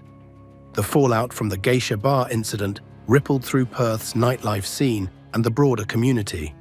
Local media coverage focused intensely on the growing presence of motorcycle clubs in the city's entertainment districts, with Mercanti's name featuring prominently in reporting. Police response included increased surveillance of club activities and members, with Mercanti now firmly established as a person of significant interest. For venues throughout Perth, the incident sparked a widespread re-evaluation of security protocols when dealing with known club members. Many establishments implemented informal policies of refusing entry to individuals wearing club colours or known to be affiliated with motorcycle organisations, practices that would later be formalised through legislation. Perhaps most importantly for his future trajectory, the incident enhanced his standing within the club world. The willingness to engage in violent confrontation when the club's honour was at stake, particularly in such a public setting, demonstrated a commitment to the values that underpin motorcycle club culture. For a man who would later make unprecedented moves between rival organisations, establishing this foundation of respect early in his career proved crucial. The months following the Geisha Bar incident saw Mercanti's influence within the Club de Rose increase substantially. His handling of police attention, media scrutiny, and internal club politics during this period demonstrated a sophistication beyond the typical enforcer role. These qualities, physical intimidation combined with strategic thinking and political acumen, would become hallmarks of his approach throughout his unusual career. The unthinkable, patching over to the Coffin Cheetahs. The Coffin Cheetahs MC was founded in Perth, Australia in 1970, starting as a car club before becoming one of the most feared 1% clubs in the country. They weren't like others. In 1989, a war broke out against the Mongrel Mob, a brutal street gang trying to gain ground in Perth. So the Coffin Cheetahs joined forces with 3 other clubs, the Gypsy Jokers MC, Club de Rose MC, and God's Garbage MC. The battle turned into a bloodbath with grenades, sawed-off shotguns, and homemade bombs lighting up the streets. This wasn't just beef, it was urban warfare. After defeating the Mongrel Mob, the Coffin Cheetahs solidified their hold on Western Australia and expanded overseas, planning chapters in South Africa and Norway. Today their name still rings bells, not just for how they ride, but how they went to war and came out legends. In a move that shocked many in the motorcycle world, Mercanti later patched over to the Coffin Cheetahs, traditional rivals of his former club. This transition demonstrated both his influence and his willingness to break even the most sacred rules of biker culture. Switching clubs, especially to join rivals, typically results in violent retaliation from former brothers who view such moves as the ultimate betrayal. In the closely codified world of motorcycle clubs, loyalty to one's colors is considered inviolable. Patches are not merely organizational insignia, they represent a lifelong commitment to a specific brotherhood. Members typically surrender their colors only in death or disgrace, with the latter often leading to forcible removal of club tattoos, a process as painful symbolically as it is physically. The Coffin Cheetahs Motorcycle Club, founded in Perth in 1970, represented one of Western Australia's oldest and most established motorcycle clubs. By the time of Mercanti's controversial transition, they had developed a significant presence throughout Australia, with chapters in multiple states and a reputation for fierce defense of their territories and interests. As traditional rivals of the Club de Rose, they would normally be considered off-limits for a former de Rose member seeking new affiliations. That Mercanti survived this transition speaks volumes about his reputation and connections. Several theories have circulated within Australia's biker community about how he managed this seemingly impossible feat. Some suggest he maintained enough respect from his former club through his years of loyal service that they granted him a rare good leave, permission to depart without violent consequences. Others believe his connections to organized crime figures outside the club structure provided him protection during the vulnerable period of transition. The most likely explanation combines elements of both theories along with Mercanti's personal charisma and strategic foresight. By the time of his departure from the Club de Rose, he had established himself as someone with significant value to any organization he joined, bringing with him not just his personal capabilities, but also a network of connections throughout Western Australia's criminal underworld. For the Coffin Cheetahs, accepting Mercanti despite his history with a rival club demonstrated both his perceived value and the evolving nature of club politics in Australia during this period. traditional rivalries were beginning to give way to more pragmatic alliances based on mutual benefit, particularly in the face of increasing law enforcement pressure.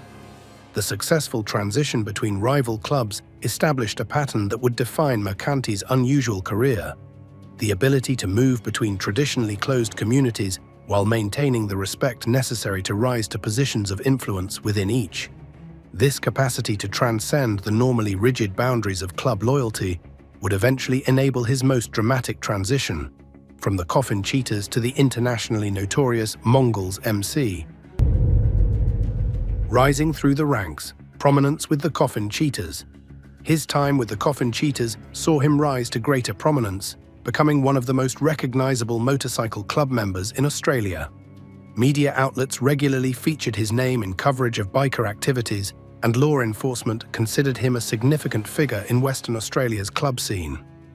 His influence extended beyond his immediate chapter, with connections throughout the country's motorcycle club world.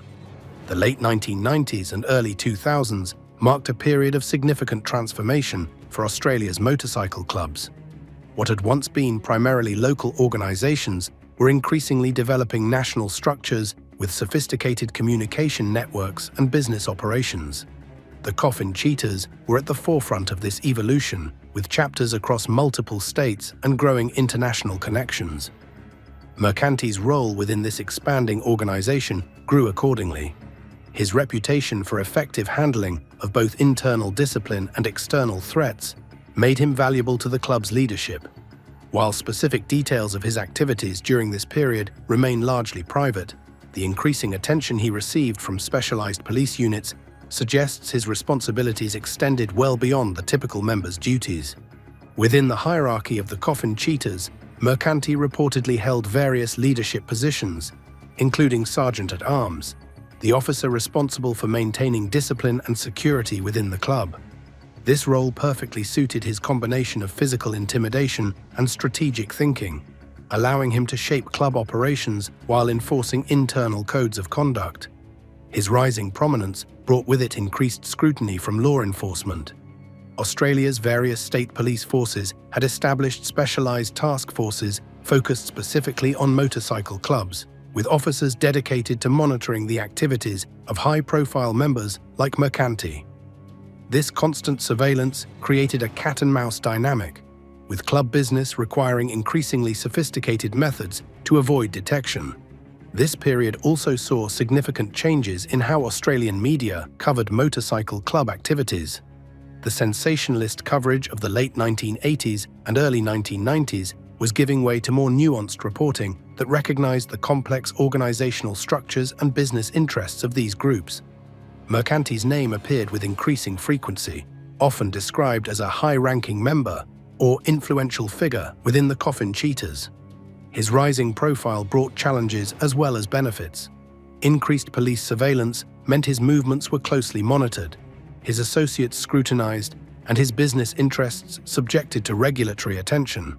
Navigating this environment required more than just traditional biker toughness. It demanded a sophisticated understanding of legal boundaries and business practices. Throughout this period, Mercanti demonstrated an exceptional ability to adapt to these changing circumstances. While maintaining the fearsome personal reputation established during his years with the Club de Rose, he also developed the political skills necessary to operate effectively within an increasingly complex organizational structure. This combination of traditional biker values and modern business acumen would serve him well in his future endeavors. The dramatic fall from Coffin Cheetah to Mongol. But Mercanti's club hopping didn't end there. After a reported falling out with the Coffin Cheetahs, allegedly including a severe beating at the hands of his former brothers, Mercanti made his most dramatic move yet. He joined the Mongols MC, helping establish and strengthen the American-founded club's presence in Australia. The circumstances surrounding Mercanti's departure from the Coffin Cheetahs remain contentious, with multiple narratives circulating within Australia's biker community. The most widely accepted account involves a severe physical altercation with other high-ranking members over club business decisions. According to this version of events, Mercanti was on the losing end of the confrontation, suffering injuries serious enough to require hospitalization. The precise nature of the disagreement that led to this violent separation is less clear. Some accounts suggest disputes over territory and business operations, while others point to personal conflicts with other influential members. What seems certain is that the rupture was significant enough to make continued membership impossible, a rare circumstance for someone of Mercanti's stature within the organization. For most men, such a violent ejection from a club would mark the end of their motorcycle club career. The combination of physical injuries, loss of status, and the stigma of having been forced out would typically render them persona non grata throughout the biker world. That Mercanti not only survived this setback, but managed to reinvent himself with an even more notorious organization speaks to his exceptional resilience and strategic thinking. The period between his departure from the Coffin Cheetahs and emergence with the Mongols represents one of the more mysterious chapters in Mercanti's story. During this time, he is believed to have maintained connections with underground figures outside the club structure who provided both protection and opportunities to rebuild his position within the biker world.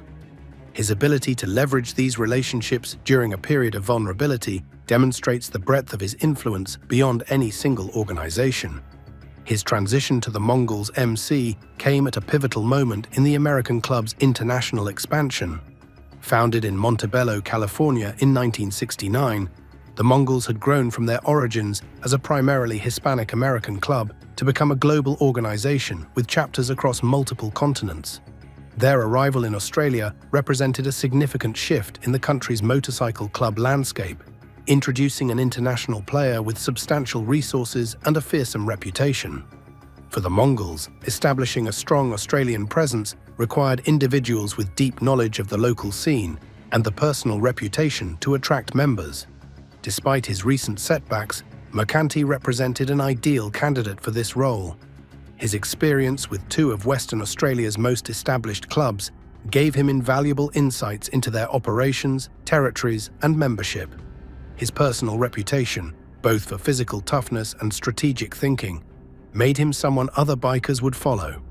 Most importantly, his recent falling out with the Coffin Cheetahs gave him a powerful motivation to help establish a rival organization.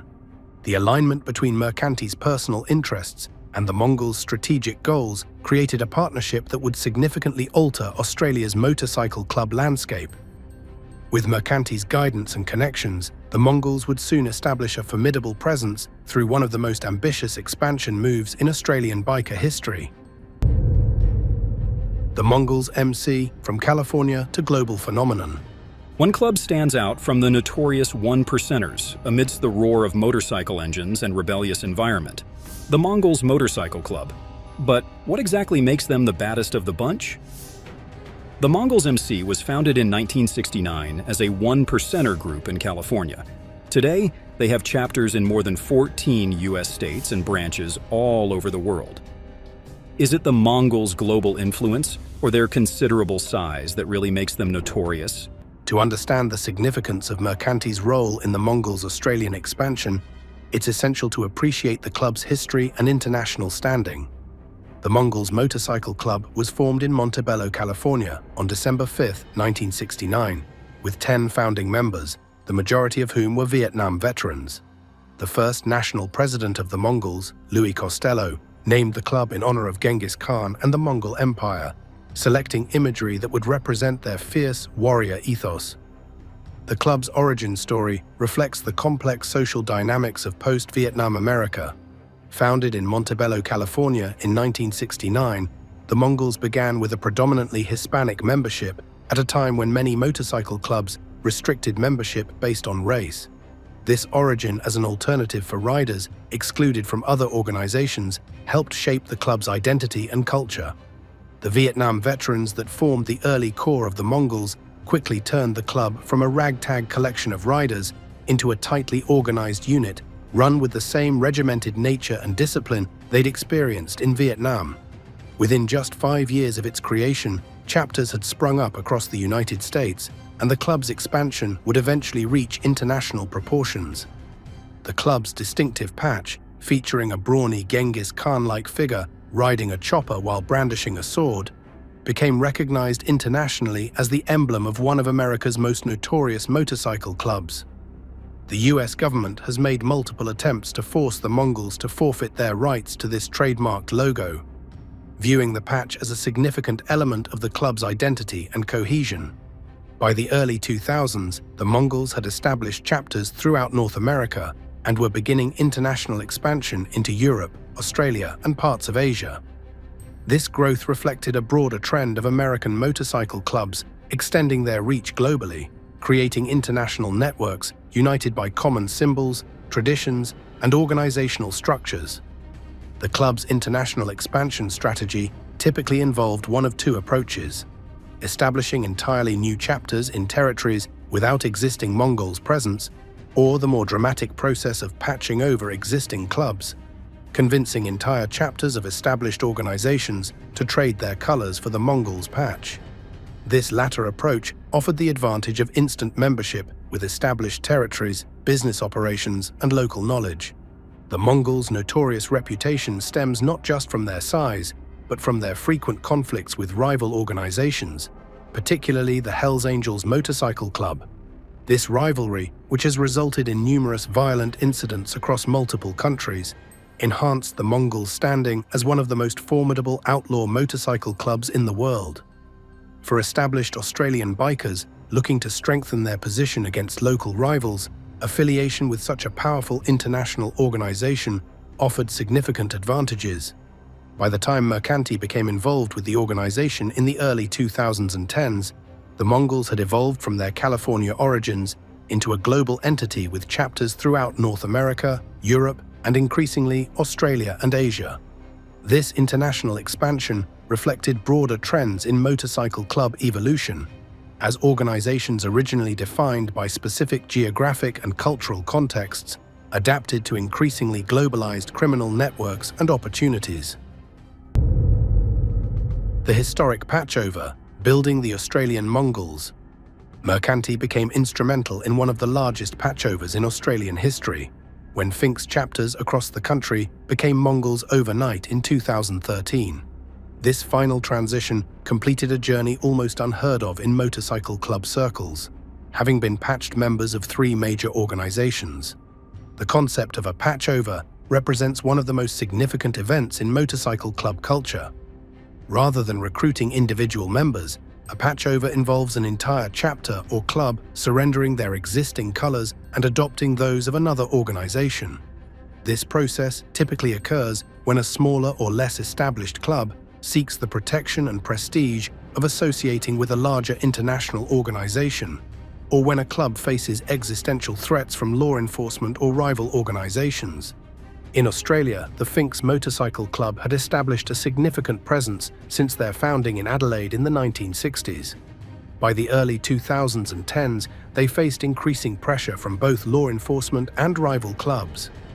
The introduction of anti-bikie legislation in various Australian states had created an increasingly hostile operating environment, with new powers allowing police to restrict members' movements, criminalize association between known members, and target club assets. Against this backdrop, alignment with an international organization like the Mongols offered several strategic advantages. It provided access to a global support network, enhanced prestige through association with one of the world's most notorious clubs, and potentially offered new business opportunities through international connections. For the Mongols, the patchover represented an instant expansion of their Australian presence, gaining established territories and experienced members familiar with local conditions. Mercanti's role in facilitating this historic patchover demonstrated his exceptional political skills and influence within Australia's biker community. Convincing entire chapters of an established club to surrender their identities required not just persuasion, but practical demonstrations of the benefits such a move would bring. His personal story, rising from the ashes of his ejection from the Coffin Cheetahs to a position of prominence within an internationally respected organization, provided a powerful example of the opportunities the Mongols could offer. The logistics of the patchover itself represented a significant operational challenge. Coordinating the simultaneous transition of multiple chapters across Australia's vast geography required careful planning and execution. Security concerns were paramount, as the period of transition represented a moment of vulnerability when both law enforcement and rival clubs might attempt to exploit the situation. That the operation proceeded with minimal disruption speaks to the effectiveness of Mercanti's planning and the respect his reputation commanded. The successful patchover dramatically altered Australia's motorcycle club landscape. Overnight, the Mongols went from a minor presence to a major player with chapters in multiple states. Traditional power balances between established Australian clubs were disrupted, forcing adaptations and realignments throughout the community. Law enforcement agencies, already concerned about the growing sophistication of motorcycle club operations, now faced the additional challenge of an American club with global resources establishing a significant Australian presence. For Mercanti personally, the successful integration of the Finks into the Mongols represented the culmination of his remarkable journey through Australia's club scene. Having begun with the Club de Rose, moved to the Coffin Cheetahs, and now helped establish the Mongols as a major force, he had achieved something unprecedented in the typically rigid world of motorcycle club loyalty. This final transition cemented his reputation as one of the most influential and adaptable figures in Australian biker history. Legal troubles and resilience, the prison years and beyond. Troy Mercanti, a prominent figure within the Mongols Motorcycle Club, has been granted bail after he spent a weekend in custody on severe sexual assault allegations. Following which the law enforcement authorities have disclosed the possibility of additional charges being brought against him. Perth bikie Troy Mercanti was granted bail on Monday 6 May 2024, after being accused of raping and assaulting a woman after meeting her on a night out at the Metro City nightclub in Northbridge last week. The 56-year-old appeared in Perth Magistrates Court via video link from Hakea Prison, where it was also revealed a second woman has gone to police since his public arrest on Thursday 2 May 2024, also accusing the Mongols boss of a separate sexual assault. Throughout his biker career, Mercanti has faced numerous legal troubles, including a highly publicized conviction for assaulting his former partner, which resulted in a significant prison sentence. His time behind bars did little to diminish his status, however, another testament to his unusual resilience and standing in the motorcycle club world. The assault case represented one of the most public chapters in Mercanti's controversial life. Court records detail a pattern of domestic violence that culminated in injuries serious enough to warrant significant criminal charges. Unlike his activities within the club world, which remained largely shielded from public scrutiny, this case played out in the full glare of media attention. The resulting prison sentence removed him from active participation in club activities for several years.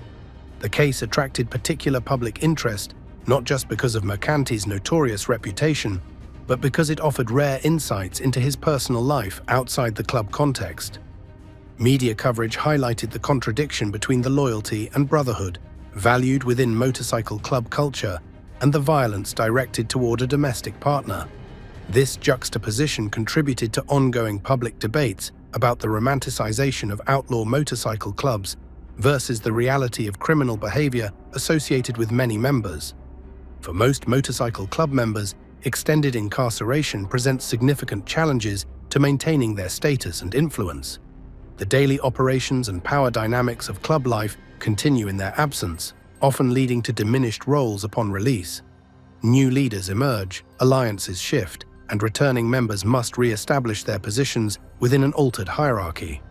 Mercanti's experience defied this typical pattern. Throughout his incarceration, his status within the Mongols remained largely intact. Several factors contributed to this unusual circumstance. First, his role in establishing the club's Australian presence gave him a founder's authority that transcended temporary absence. Second, his experience and connections throughout Australia's criminal landscape represented assets too valuable to discard. Finally, his personal reputation, built over decades in the club world, commanded a respect that persisted despite his confinement. The prison environment itself presented both challenges and opportunities. Incarceration facilities often contain representatives from multiple motorcycle clubs and criminal organizations, creating complex social dynamics that mirror those of the outside world. Mercanti's reputation and connections likely enabled him to navigate this environment effectively, potentially even strengthening certain alliances during his confinement. Upon his release, he returned to the Mongols and resumed his position of influence. This seamless reintegration demonstrated both his personal resilience and the depth of respect he commanded within the organization. While prison time might have ended or severely diminished the club careers of lesser figures, for Mercanti it became simply another chapter in his remarkable story. The fact that Mercanti's conviction for domestic violence did not significantly impact his standing within the club world speaks to the complex and sometimes contradictory value system that governs these organizations. While loyalty to brothers and respect for the club are paramount values, attitudes toward violence against women have traditionally been more ambiguous. That Mercanti maintained his position despite such a conviction illustrates both his exceptional personal standing and certain troubling aspects of traditional motorcycle club culture. Recent legal challenges, anti-consorting laws and their impact. More recently, Mercanti has faced a new set of challenges stemming from Australia's increasingly restrictive legislation targeting motorcycle clubs. In September 2023, Mercanti was fined $1,500 for wearing a Mongols Club logo on a shirt and showing Bicky tattoos when he was picking up dry cleaning for his mother in Northbridge. This came under new anti-consorting laws that banned outlaw motorcycle gang members from displaying club colors, patches and tattoos in public. The senior patched member of the outlaw motorcycle gang was also sentenced under anti-consorting laws after he was caught having lunch with a fellow club member in March 2023, a meeting which cost Mercanti $1,200 in court.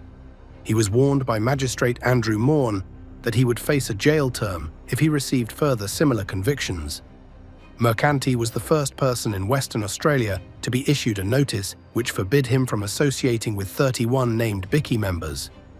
This came 3 months after the introduction of new anti-consorting laws, which also banned outlaw motorcycle gang members from displaying club colors, patches and tattoos in public.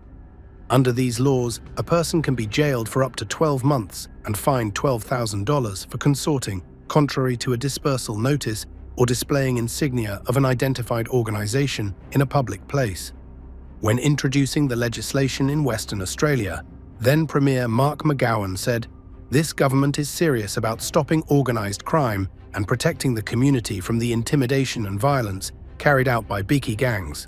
We will not tolerate outlaw motorcycle gangs or any organized criminal activity in Western Australia." These laws represent one of the most significant challenges to traditional motorcycle club operations in Australia's history. By criminalizing the display of club insignia and restricting association between known members, they strike at the heart of club identity and function. Patches, colors, and tattoos are not merely decorative elements in motorcycle club culture. They represent core aspects of personal and collective identity. Similarly, regular meetings between members form the foundation of club operations and brotherhood. For a figure like Mercanti, with decades invested in the club lifestyle, these restrictions present a profound challenge. His recent fines demonstrate the practical impact of these laws on daily life. Even mundane activities like picking up dry cleaning can result in legal consequences if club insignia are visible. More significantly, the restrictions on association threaten to isolate him from the brotherhood that has defined much of his adult life. The targeting of visible symbols like patches and tattoos represents a strategic approach by law enforcement to undermine club cohesion and public presence. By making the public display of membership illegal, these laws aim to push club activities further underground and disrupt the sense of identity and belonging that attracts many members. For older members like Mercanti, with club tattoos acquired long before such legislation, these laws create a particularly difficult situation. Their very bodies have become potential sources of criminal charges. The magistrate's warning that future violations could result in jail time indicates the seriousness with which authorities are approaching enforcement of these new regulations. For Mercanti, navigating this changed legal landscape requires adapting strategies developed over decades of club life to an environment increasingly hostile to traditional motorcycle club practices. Breaking the code of silence, the historic 2021 interview. In February 2021, the West Australian published what they described as the very first formal interview Troy Mercanti has ever given to the media. This unprecedented break from the traditional code of silence offered rare insights into the thinking of a man who had seen the motorcycle club world from multiple perspectives.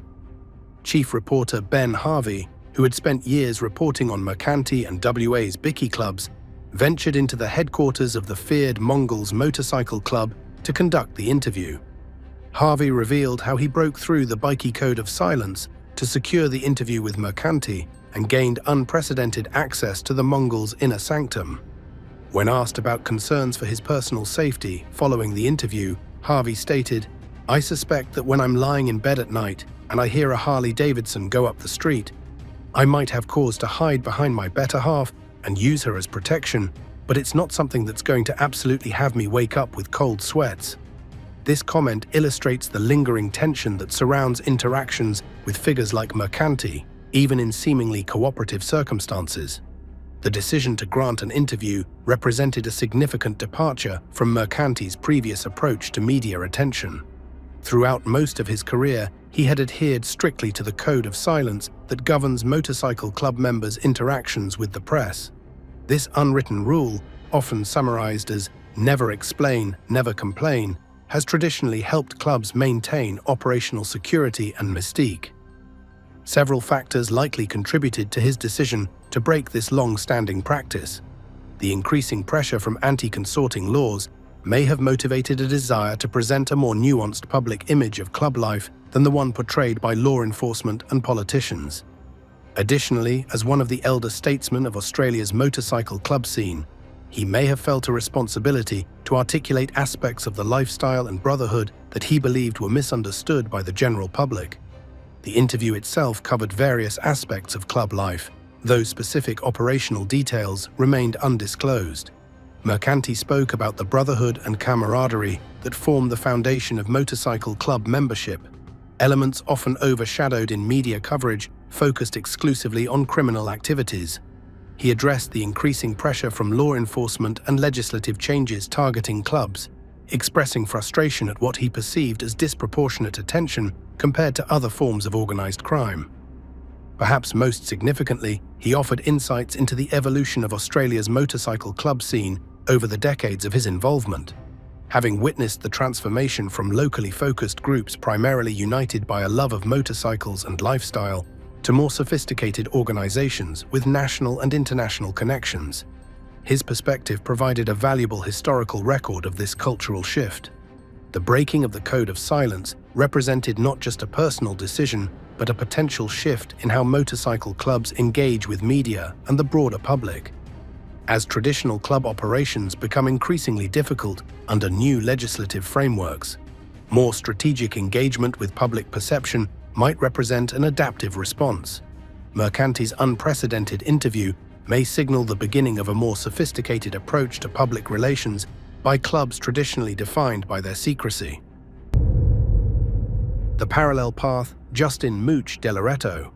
This is Justin De Loreto, aka Mooch. I was a chapter president of the Mongols Motorcycle Club and a member of the Vagos Motorcycle Club. This is how crime works. Motorcycle clubs are pretty adamant to not be called gangs. We all came together for the love of motorcycles. The downside is the motorcycle clubs keep shooting each other. We're going to keep getting labeled as gangs and be on, watch lists. And the Mongols have a saying that's respect few, fear none. They don't have a lot of respect for the other clubs and they don't fear anybody.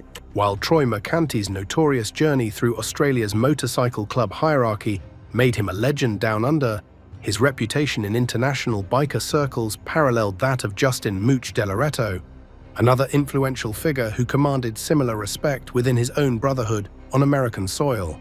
De Loreto served as a chapter president of the Mongols Motorcycle Club for 15 years in Oregon, Missouri, Illinois, and Indiana. He also influenced the founding of one of the largest Australian chapters, which served as a base for expansion into Asia. This connection creates an interesting parallel with Mercanti, both men having played significant roles in the Mongols' international expansion. Like Mercanti, De Loreto has shared insights into the inner workings of the club, discussing initiation, prospecting, getting a patch, and brotherhood within the organization. He has also spoken about the rivalries with other clubs, like the Hells Angels and the Outlaws, as well as the alignment with the Pagans. De Loreto has since left the club life behind, and become a social worker. He's the author of The Ride of My Life and hosts the podcast Mondays with Mooch. This transition to a public-facing role, offering insights into club life mirrors Mercanti's own rare step into the public spotlight through his interview with the West Australian. The parallels between these two men's journeys offer interesting insights into how the motorcycle club world operates across different continents. Despite the vast geographical distance separating their primary spheres of influence, both rose to positions of significant authority within the same organization. Both eventually broke the traditional code of silence to share aspects of their experiences with the public, and both represented the increasing internationalization of what had once been primarily local or national organizations. De Loretto's post-club career as a social worker and public commentator on motorcycle club culture represents a path that few former high-ranking members take. His willingness to discuss his experiences has provided valuable insights into the internal operations, values, and evolution of modern motorcycle clubs. While Mercanti remains active in the club world despite increasing legal restrictions, De Loretto's transition to civilian life offers a different model for how influential members might eventually find roles outside the club structure. Their stories also reflect the evolving nature of motorcycle club culture in the 21st century. The traditions and practices established in post-World War II America have spread globally, adapting to local conditions while maintaining core elements of identity and structure. Figures like Mercanti and De Loretto served as bridges between these different cultural contexts, helping translate the Mongols' American origins into forms that resonated with Australian members. Despite these similarities, important differences distinguish their journeys. De Loretto's club career remained within the Mongols' organization, without the dramatic transitions between rival clubs that characterized Mercanti's path. This more traditional loyalty to a single club stands in stark contrast to Mercanti's unprecedented movement between organizations.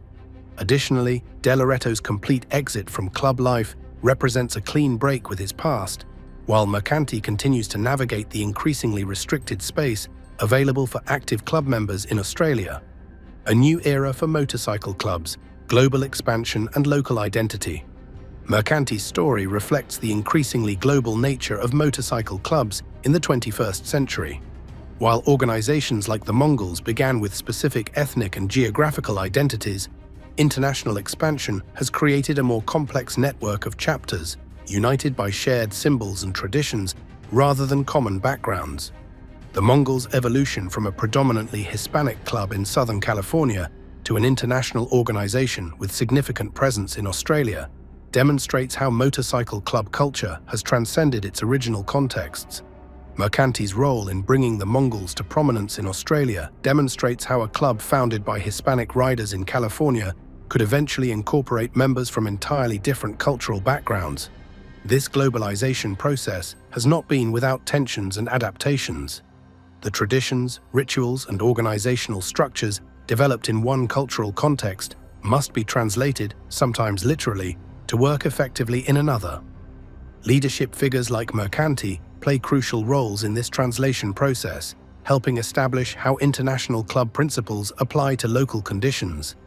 The expansion of American-founded clubs like the Mongols into Australia also reflects shifts in the global criminal landscape. Traditional barriers of distance and jurisdiction have become increasingly porous in an interconnected world. For organizations involved in various forms of illegal activity, international connections provide access to new markets, supply chains, and safe havens from law enforcement pressure. The concept of the 1%er motorcycle club, derived from the American Motorcyclist Association's purported statement that 99% of motorcyclists were law-abiding citizens, has spread globally despite its specifically American origins. Clubs in Australia, Europe, Asia, and beyond have adopted not just the symbols, but the hierarchical structures, rules, and traditions established by American clubs in the mid-20th century. Technology has played a significant role in this internationalization process. Modern communication tools allow for coordination between chapters separated by vast distances, enabling a level of organizational cohesion impossible in earlier eras. Similarly, international travel has become more accessible. allowing face-to-face meetings between members from different countries and facilitating the transfer of knowledge, traditions, and operational methods. At the same time, this internationalization has prompted coordinated responses from law enforcement agencies around the world. The anti-consorting laws that have recently impacted Mercanti's daily life represent just one example of how governments have adapted their approaches to target the transnational nature of modern motorcycle clubs.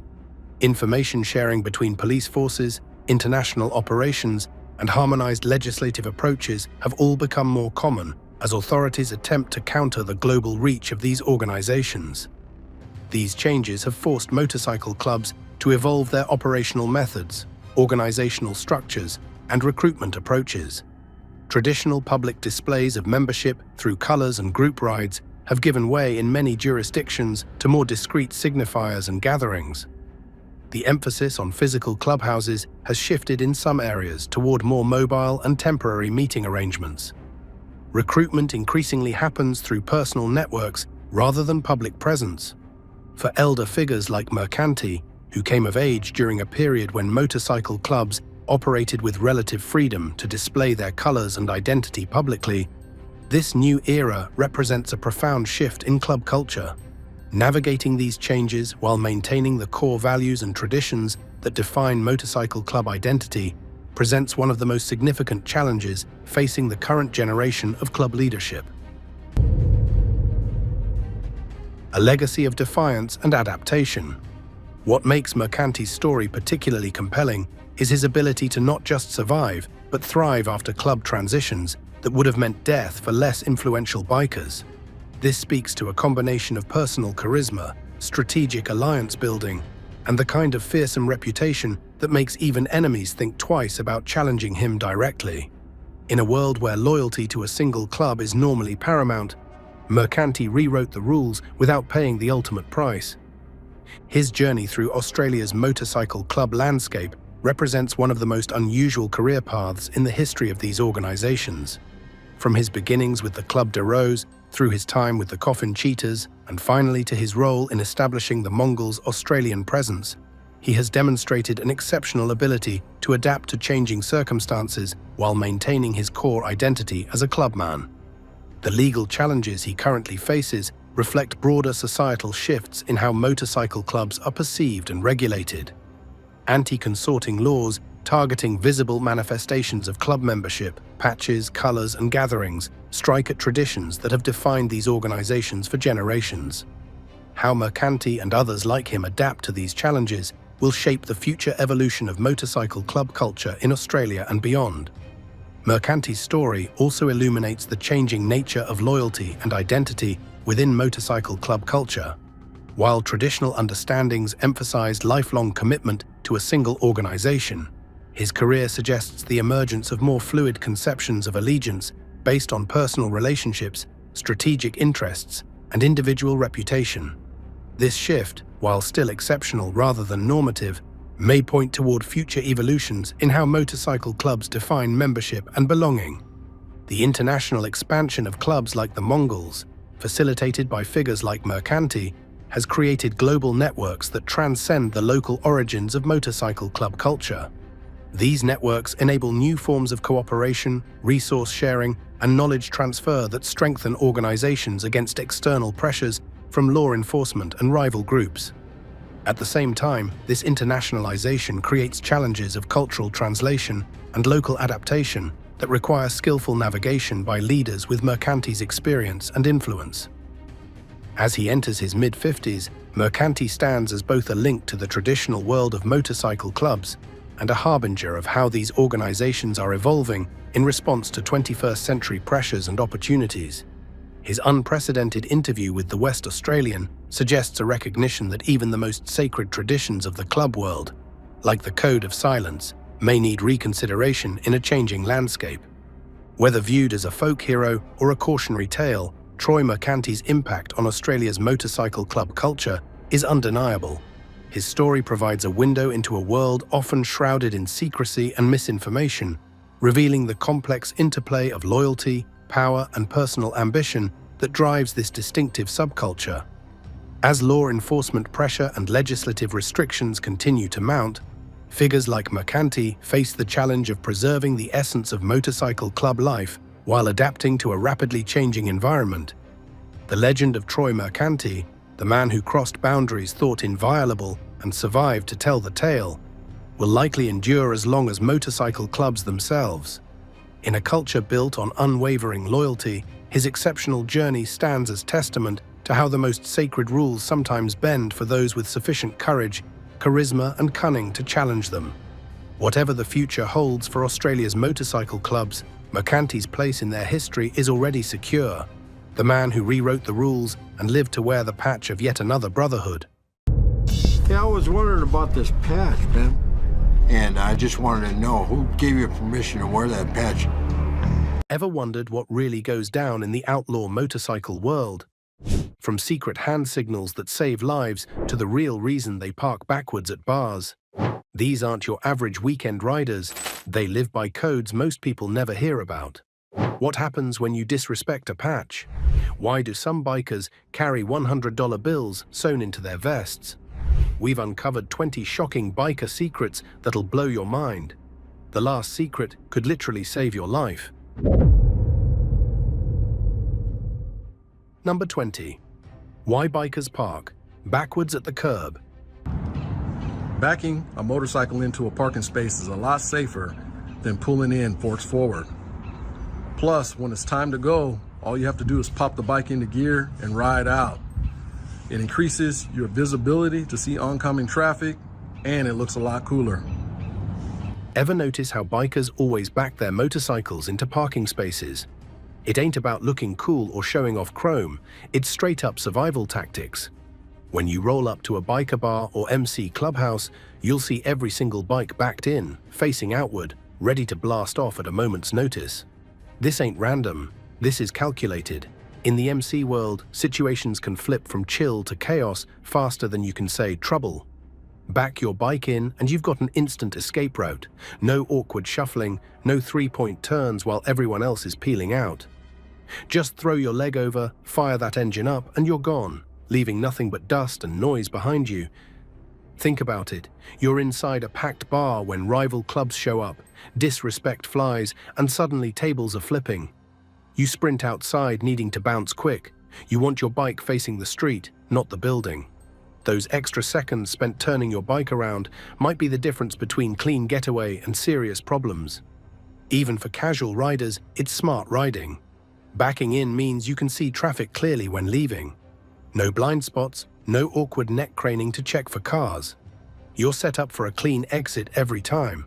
Plus, it keeps your bike visible from inside wherever you're at, meaning you can keep an eye on your pride and joy through the window. The practical side goes deeper too. Parking backed in protects your pipes. Most bikes have exhaust pipes on the sides or back. Backing in keeps these away from passing traffic that might clip them. And if it starts raining suddenly, you can hop on and get going without backing into the downpour. This habit becomes second nature for serious riders. Veterans don't even think about it anymore. Pulling up to a spot and immediately swinging the back end around is as automatic as breathing. Watch a group of experienced riders arrive somewhere. It's like synchronized swimming, the way they all back in perfectly in formation.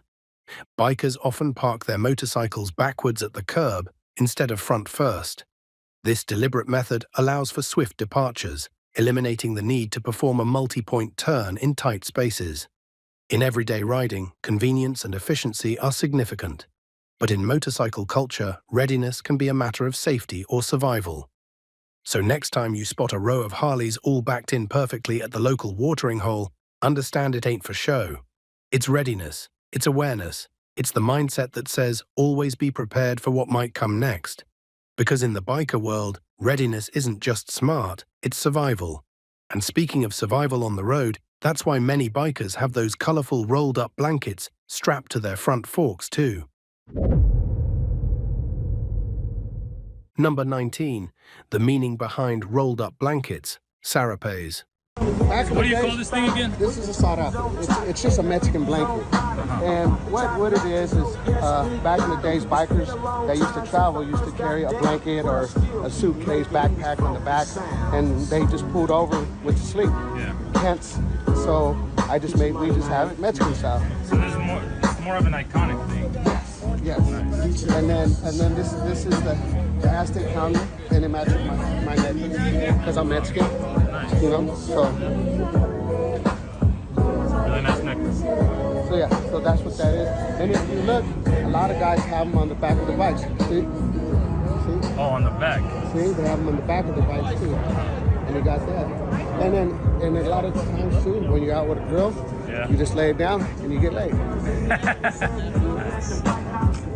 Those bright, colourful striped blankets rolled up tight and strapped across the front forks of Harleys aren't just for show. They're called sarapes, and they carry deep meaning in biker culture.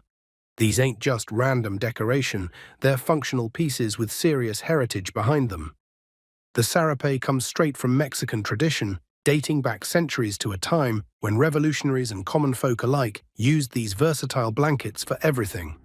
They were jackets during cold desert nights, bedding when sleeping rough, shade from the brutal sun, and sometimes even makeshift ponchos during unexpected rain.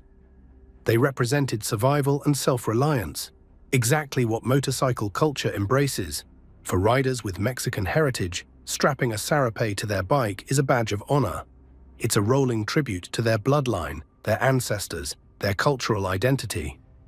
Every time that bike fires up, they're carrying their history with them, making a statement about who they are and where they come from. It's pride in physical form, cultural armor wrapped around steel. But it ain't just symbolic. That sarape is practical as hell for riders living the true biker lifestyle. The road doesn't always lead to hotels or comfortable beds. Sometimes you're riding until you can't anymore, pulling over wherever the night catches you. That's when you kill the engine, unroll that blanket, and crash under the stars. No reservations needed, no comfort sacrificed, just you, your bike, and the open sky. The colors matter too. Traditional sarapes feature bright combinations, reds, yellows, blues, and greens in distinctive patterns. These aren't random. Different regions of Mexico have different pattern traditions, so knowledgeable bikers can sometimes tell where a rider's heritage points just by the design they're carrying. It's like flying your family's flag without saying a word. Rolled-up blankets, commonly called sarapes in motorcycle circles, trace their origins to traditional Mexican textiles. Originally woven by indigenous artisans, these blankets featured vivid stripes and durable fibers suitable for harsh conditions. Revolutionaries and rural workers alike carried sarapes as versatile garments, shawls, bedding, and protection against wind or cold. Aesthetic considerations also shaped the sarape's adoption. Bold color schemes complement custom paint and leatherwork, reinforcing a club's visual identity. When multiple bikes sport matching blankets, the group projects unity and discipline, each rider contributing to a coherent striking formation at rallies or roadside stops. Distinctions arise between decorative and functional use. Some riders secure lightweight replicas solely for style, while others insist on authentic woven blankets robust enough for overnight use. Regardless of choice, the act of securing the sarape, folded meticulously, strapped evenly, reflects a ritual of preparedness shared among seasoned road warriors. When you spot a sarape strapped tight to a bike's front forks, you're seeing more than decoration. You're witnessing a statement about identity, about survival, about living free on your own terms. It's the opposite of soft living. It's embracing the road with everything it throws at you. That willingness to adapt to changing situations on the road is crucial in biker culture. And sometimes adaptation means knowing when to be visible and when to disappear, which is why flipping your cut inside out is another survival technique with deep meaning in MC culture. Number 18. The secret of flipping their vest. Cut. Club patches are earned. If there's one critical rule you should remember, it's this. When it comes to MC patches, you should only wear them if you've earned them. All members of motorcycle clubs take pride in belonging to their organization, and many are extremely loyal to their clubs. This level of pride stems from the vetting process each member has to go through before getting accepted into the club. There's a strong loyalty to that club based on the companionship and all the miles that club members cover together. This means MC members do not appreciate it when outsiders are wearing their colors. That leather vest covered in patches, colors, and rockers. That's not just clothing, That's a biker's identity. They call it a cut, and it represents everything. Brotherhood, loyalty, reputation, years of earning trust and putting in work. So when you see a biker flip the cut inside out, turning all those patches and colors to the inside, something serious is happening. Flipping your cut is a calculated move done in specific situations where showing colors might be dangerous or unwanted. It's like a temporary invisibility cloak in a world where those patches make you highly visible. There's a story from an MC member who was heading into a tense sit-down with another outlaw club in Rhode Island. After finding out the rival club had connections with local law enforcement, their president had everyone turn their vests inside out before crossing state lines. The police at the exit just let them ride through. No colors, no trouble. This practice comes with heavy rules, though. You don't just flip your cut whenever you feel like it. Most clubs require permission from leadership before a member can hide their colors this way. Think about it. Those colors were earned through blood, sweat, and brotherhood. Hiding them without proper reason could be seen as disrespect or cowardice. Some clubs strictly forbid it altogether, saying if you're not ready to represent at all times, you shouldn't be wearing the patch at all. Motorcycle club vests, often called cuts, represent more than mere outerwear. Worn over leather jackets, these patches display club insignia, member rank, and individual achievements. A cut embodies a rider's identity, loyalty, and place within the club hierarchy. Flipping that vest inside out transforms it from a proud display into a discreet garment, communicating an urgent, unspoken message. Flipping a cut means turning the vest so its patched side faces inward. The colorful club colors and emblems disappear, replaced by the plain interior. Historically, early motorcycle clubs needed ways to disguise membership when law enforcement grew hostile or rival groups sought confrontation. Displaying club colors could invite police attention or provoke territorial conflicts. By concealing the cut, members passed through areas without signaling allegiance, reducing scrutiny and enabling safer transit. Flipping your cut is never done casually. It's a serious tactical decision that shows you understand both the dangers of the road and the weight of what you're carrying on your back. Each biker has to decide where their line is, when to stand bold with colors flying, and when discretion means survival. When a member gets kicked out of a club for breaking rules or betrayal, they lose the right to wear that cut forever. And sometimes that's not the only thing they might lose. Their bike might be on the line too. Number 17. Do clubs really take your bike if you're kicked out? If you left from the club, there was either retired, out in good standings, or out in bad standings. When I'd first joined, if you were in for more than 5 years, you could retire. Say something like, hey, dude, you just had a kid, and maybe you're going through a divorce, and now you're a single dad. You know, there's a lot of reasons where, okay, now I can't devote all my time to the club. You show up to church, explain it, and, you know, a lot of times we're all supposed to be brothers, right? We'd say, okay, you're right. Your focus should be on this, and we let them leave in good standings. But after those big raids in 2008, we lost a ton of members. And there was other stuff going on too. And they had changed the rule that you had to be in for 10 years before you could retire. And then as people were still quitting, for what I don't remember what even the selling point of this was, but we all voted for it, that if you haven't been in for 10 years and you quit, you're automatically out bad. Well, before, out bad was like you stole from someone or you told on someone or, you violated a major rule. Now we water it down by saying, well, they're out bad, but just because they quit. Getting put out bad from an MC is about the worst thing that can happen to a patch holder. It means you've crossed a line you can't come back from, broke the code, disrespected the club, or betrayed your brothers. And yeah, sometimes that means losing more than just your cut. Your bike might be at risk too, depending on the situation and the club you're dealing with. The truth is, it varies from club to club. Some MCs have strict policies. If you get thrown out for serious violations, everything connected to club life gets reclaimed. That includes your patch, obviously, but can extend to your motorcycle too, especially if that bike was painted in club colors, had significant modifications funded by club money, or was heavily associated with your club identity. The reclaiming process can happen different ways. Sometimes it's direct and immediate. You might be told right there in the meeting to hand over your keys along with your cut. No discussion, no debate, just surrender everything and walk away. Other times, members might show up at your home later to collect the bike, making a statement to anyone watching that you've fallen out with serious people. Not all clubs share identical property policies. Some adhere to an informal principle that bikes purchased and maintained with individual funds remain private property. Leaders in these clubs typically rescind only the members' right to display colors, stopping short of asset reclamation. Alternatively, other organizations invest collectively in builds, paint schemes, and major upgrades. When a motorcycle bears club-funded modifications or registered titles co-signed by the club, it effectively becomes a shared asset. Violating the code under such arrangements often triggers formal demands for full surrender of the machine, alongside the cut. In severe disciplinary scenarios, clubs enforce repossession with organized precision. During expulsion meetings, voting members may decree immediate handover of keys.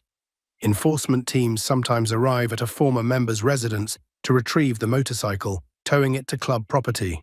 Symbolic destruction, burning or crushing the bike, serves as a public warning to current members that betrayal severs all bonds, both symbolic and material.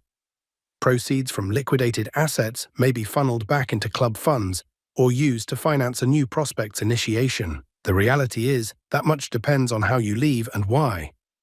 Someone caught informing to law enforcement will likely face maximum consequences, losing everything connected to club life. Someone who simply couldn't keep up with dues or attendance might just lose their patch, but keep their personal property. Context matters hugely. For many bikers, their motorcycle is an extension of themselves, something deeply personal that represents freedom and identity beyond any club affiliation. Taking that bike would be like taking a part of them, which is exactly why some clubs do it when someone leaves under the worst circumstances. Even during regular rides, communication is essential between club members. That's why bikers develop an elaborate system of hand signals to keep everyone safe and coordinated when words can't be heard over engines. Number 16. Secret hand signals.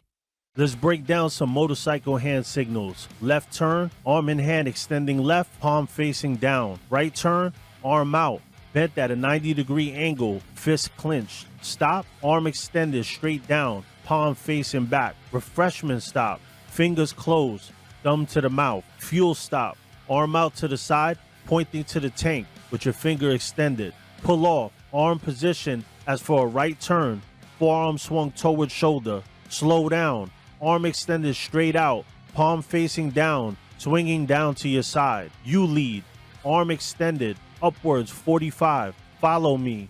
Arm extended straight up from shoulder, palm forward. Single file, arm and index finger extended straight up. Double file, arm with index and middle finger extended straight up. Hazard ahead. On the left, point with left hand. On the right, point with right foot. Your blinkers on. Put your left arm around waist height. Open and close your fingers to a point. Cops ahead. Tap on the top of your helmet with an open palm. Hopefully these signs help you while you're out on the road, and follow for more MC Culture content. On the road, engine noise drowns out voices, and helmet-to-helmet communication systems can fail. That's why bikers have developed an entire language with their hands. Silent signals that can save lives when riding in formation. These aren't random gestures. They're a refined system developed over decades of group riding experience. The most basic and common signal is the follow me motion. Left arm straight up, palm facing forward. When a lead rider throws this up, it means fall in line behind them. This happens after gas stops, when formation changes, or when a new road captain takes point. It's the signal that gets everyone back in proper riding order without confusion or hesitation. For hazard warnings, precision matters. Point directly down and to the left with your left hand when there's danger on that side. Could be gravel, roadkill, broken glass, or an oil slick. For right side hazards, riders use their right foot to point, keeping both hands on the controls. These signals pass backward through the group, giving everyone time to adjust their lane position safely. Formation changes need clear communication too. Single file is indicated by the left arm, straight up with one finger pointed to the sky. This might be needed for narrow roads, construction zones, or heavier traffic. 2 fingers up means double file, tighten up the formation, and ride side by side where legal. These quick adjustments keep the group compact and organized without unnecessary words. Secret hand signals represent an unspoken dialogue among motorcyclists that originates from a practical need to convey timely warnings, formation changes, and safety instructions without the impediment of wind noise or engine roar interfering with verbal communication. Developed and refined over decades of club rides, these gestures constitute a rich vocabulary that riders rely on to maintain group cohesion and avoid accidents on crowded or unpredictable roadways. These hand signals create a silent bond between riders, a language only they understand. They've saved countless accidents and prevented many dangerous situations over the years. Learning them is part of becoming a true biker, showing you're committed to not just your own safety, but the well-being of everyone you ride with. The respect for protocols shown in these hand signals extends to every aspect of biker culture, from how you park to how you communicate, and even to understanding territory boundaries when passing through different regions. Number 15. The safety pin secret. What does a safety pin on a biker's vest mean? In MC culture, that little silver pin can say a lot without saying a word. The first time I ever saw one was on my mentor's cut, and I was thinking, why is he wearing a huge safety pin on his colors? In MC culture, we have so many little traditions and codes. What this is called is a pass-through pin.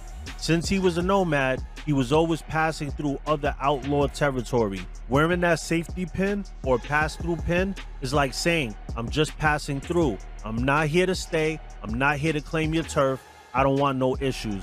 It's a small code, a little sign of respect. Now, let me be very clear.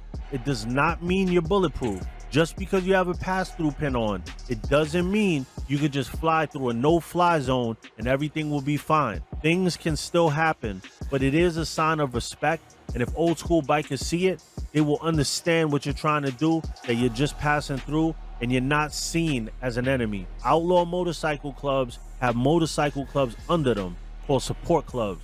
These support clubs will act on behalf of the bigger MC, their big brothers, and they will go into town and clean it up on the bigger club's behalf. So now you roll in, they don't know if you're a support club. So let me know in the comments if you ride with a pass-through pin, and follow for more MC culture content. That little safety pin you might spot on a biker's cut isn't some random decoration or fashion statement. In the MC world, this tiny piece of metal carries serious meaning.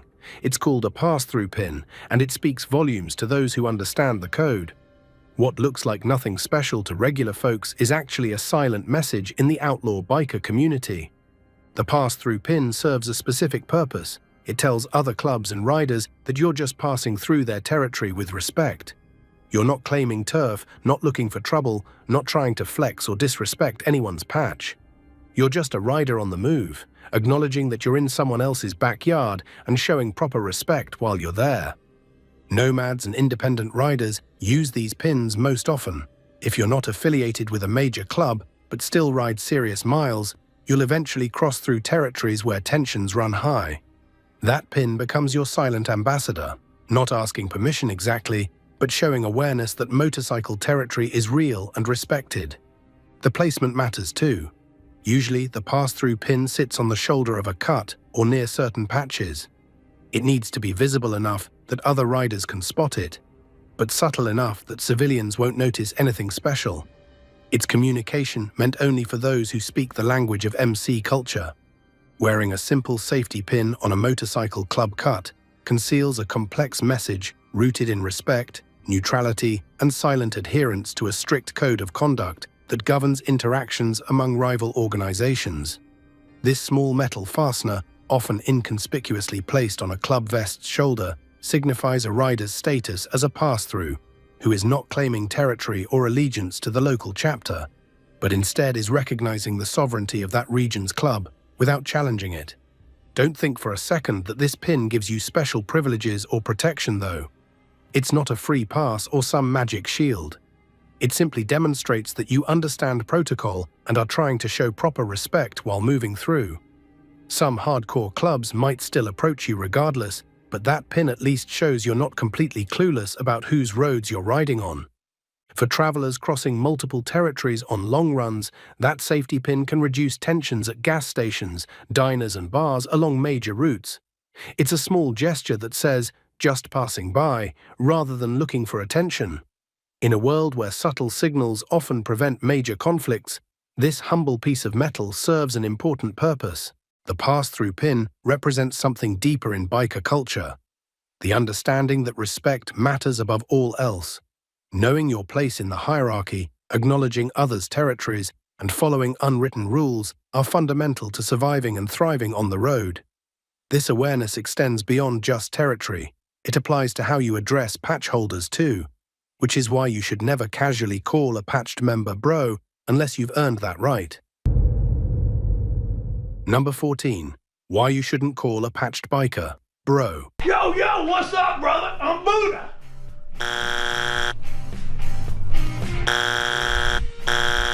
I'm Buddha.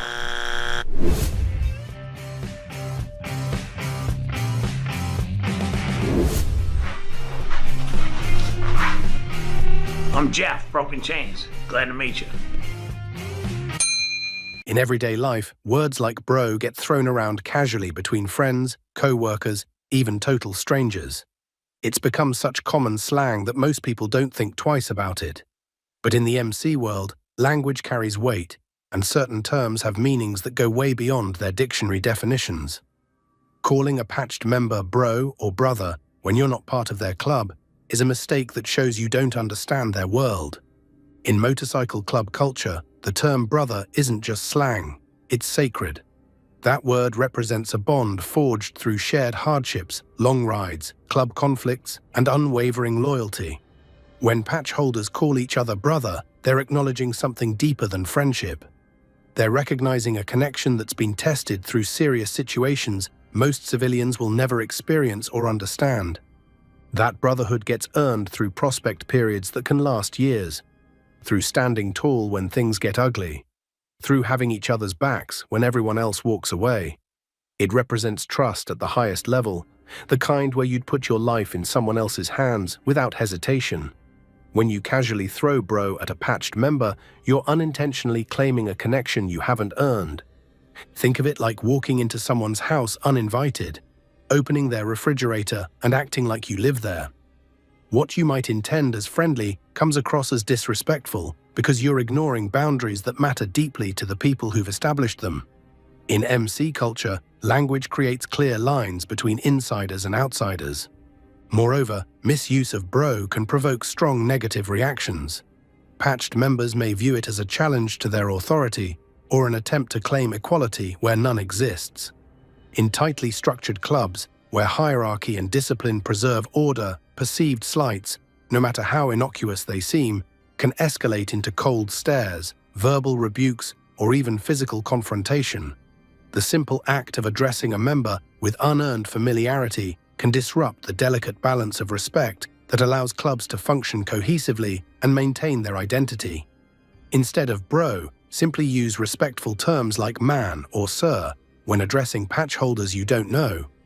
Basic courtesy goes a long way. Ask questions if you're curious about their club, rather than pretending you already belong. Most bikers appreciate genuine interest more than fake familiarity. Some might say this sensitivity about terminology is overkill, and even some bikers would agree. But understanding and respecting these unwritten rules shows awareness of a culture that values earned status and clear boundaries. In a world where respect is currency, knowing when to use certain terms and when to avoid them demonstrates that you recognize the value of what others have earned. This same respect applies not just to how you speak to patch holders, but also how you treat their symbols of membership. Just as you shouldn't casually call someone brother if you're not patched, you should never treat a biker's cut with disrespect, which includes hanging it carelessly on a chair when it's not being worn. Number 13. Never hang your vest on a chair. Why you never hang your cut on a chair? Let's get this straight. Your cut is sacred. It's not a jacket. It's not something you toss over a bar stool. That's your flag, your brotherhood. You earn this. Your earned identity. Hanging your cut on a chair is considered disrespectful, and in some clubs you will get violated, even making you fold your cut and apologize. Never let your colors touch the floor. You carry them with respect. You wear them with pride, and when you take it off, you you fold it like it means something, because in this world, it does. I made this mistake when I was a prospect. We were in the clubhouse and I pulled a straight up rookie move. I was sitting at the bar and hung my vest on the back of my chair, and I was drinking and talking shit. A couple seconds go by and I notice it's gone, and I'm looking at my brother like somebody took my vest. I started like getting elevated and panicking and getting upset, and I was so mad, and he's smiling and I'm ready to fight. So obviously, you know, one of them took it. So the sergeant comes up and he tells me I need to do push-ups to get it back. There was a whole argument and a whole situation over it. But long story short, I wound up doing some push-ups, and he said that day, you never leave your cut anywhere. And I knew that, but it was a closed house, only brothers. I didn't know that rule applied if you're just around brothers, but you never leave your cut on the back of a chair anywhere. Follow for more MC Culture content. That leather vest covered in patches, what bikers call their cut, isn't just a piece of clothing. It's their identity, their flag, their earned place in a brotherhood.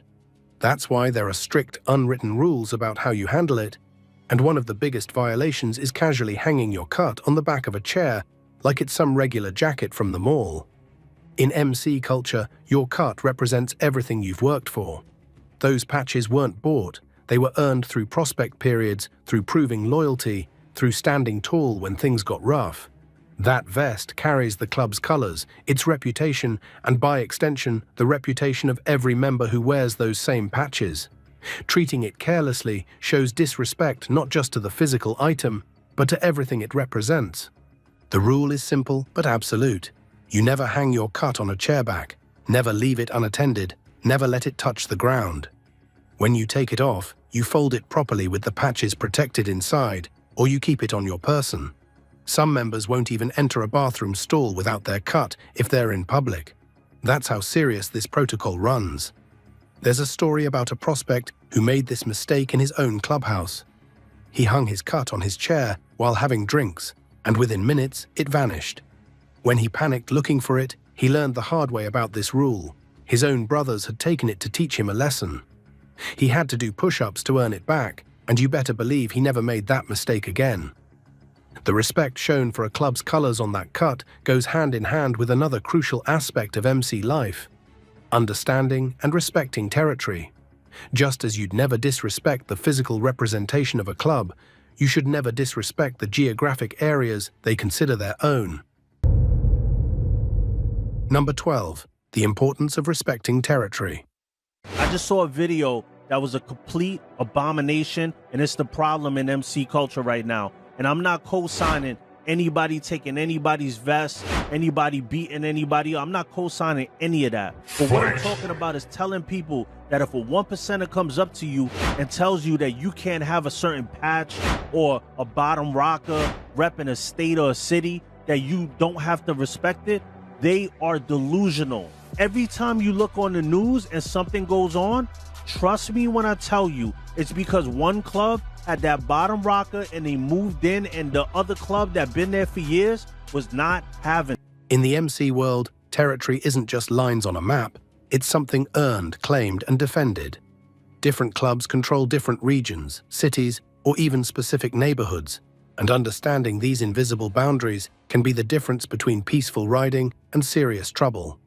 For anyone on two wheels, especially those wearing colors or patches, knowing whose turf you're on is as important as knowing how much gas is in your tank. Major motorcycle clubs don't take territorial violations lightly.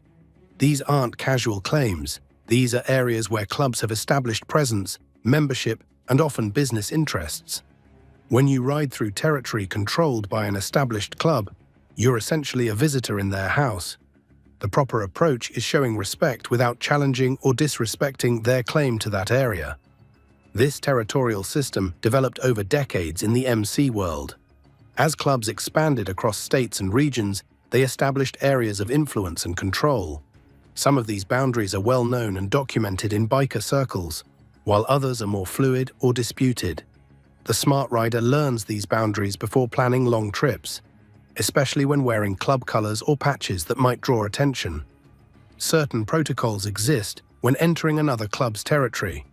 If you're a patched member of one club entering the territory of another, there might be expectations about making contact with local chapter leadership, explaining your purpose, or even requesting permission if you plan to stay a while. These aren't just formalities, they prevent misunderstandings that could escalate quickly. Independent riders and smaller clubs generally have an easier time passing through territories, but still need to show awareness and respect.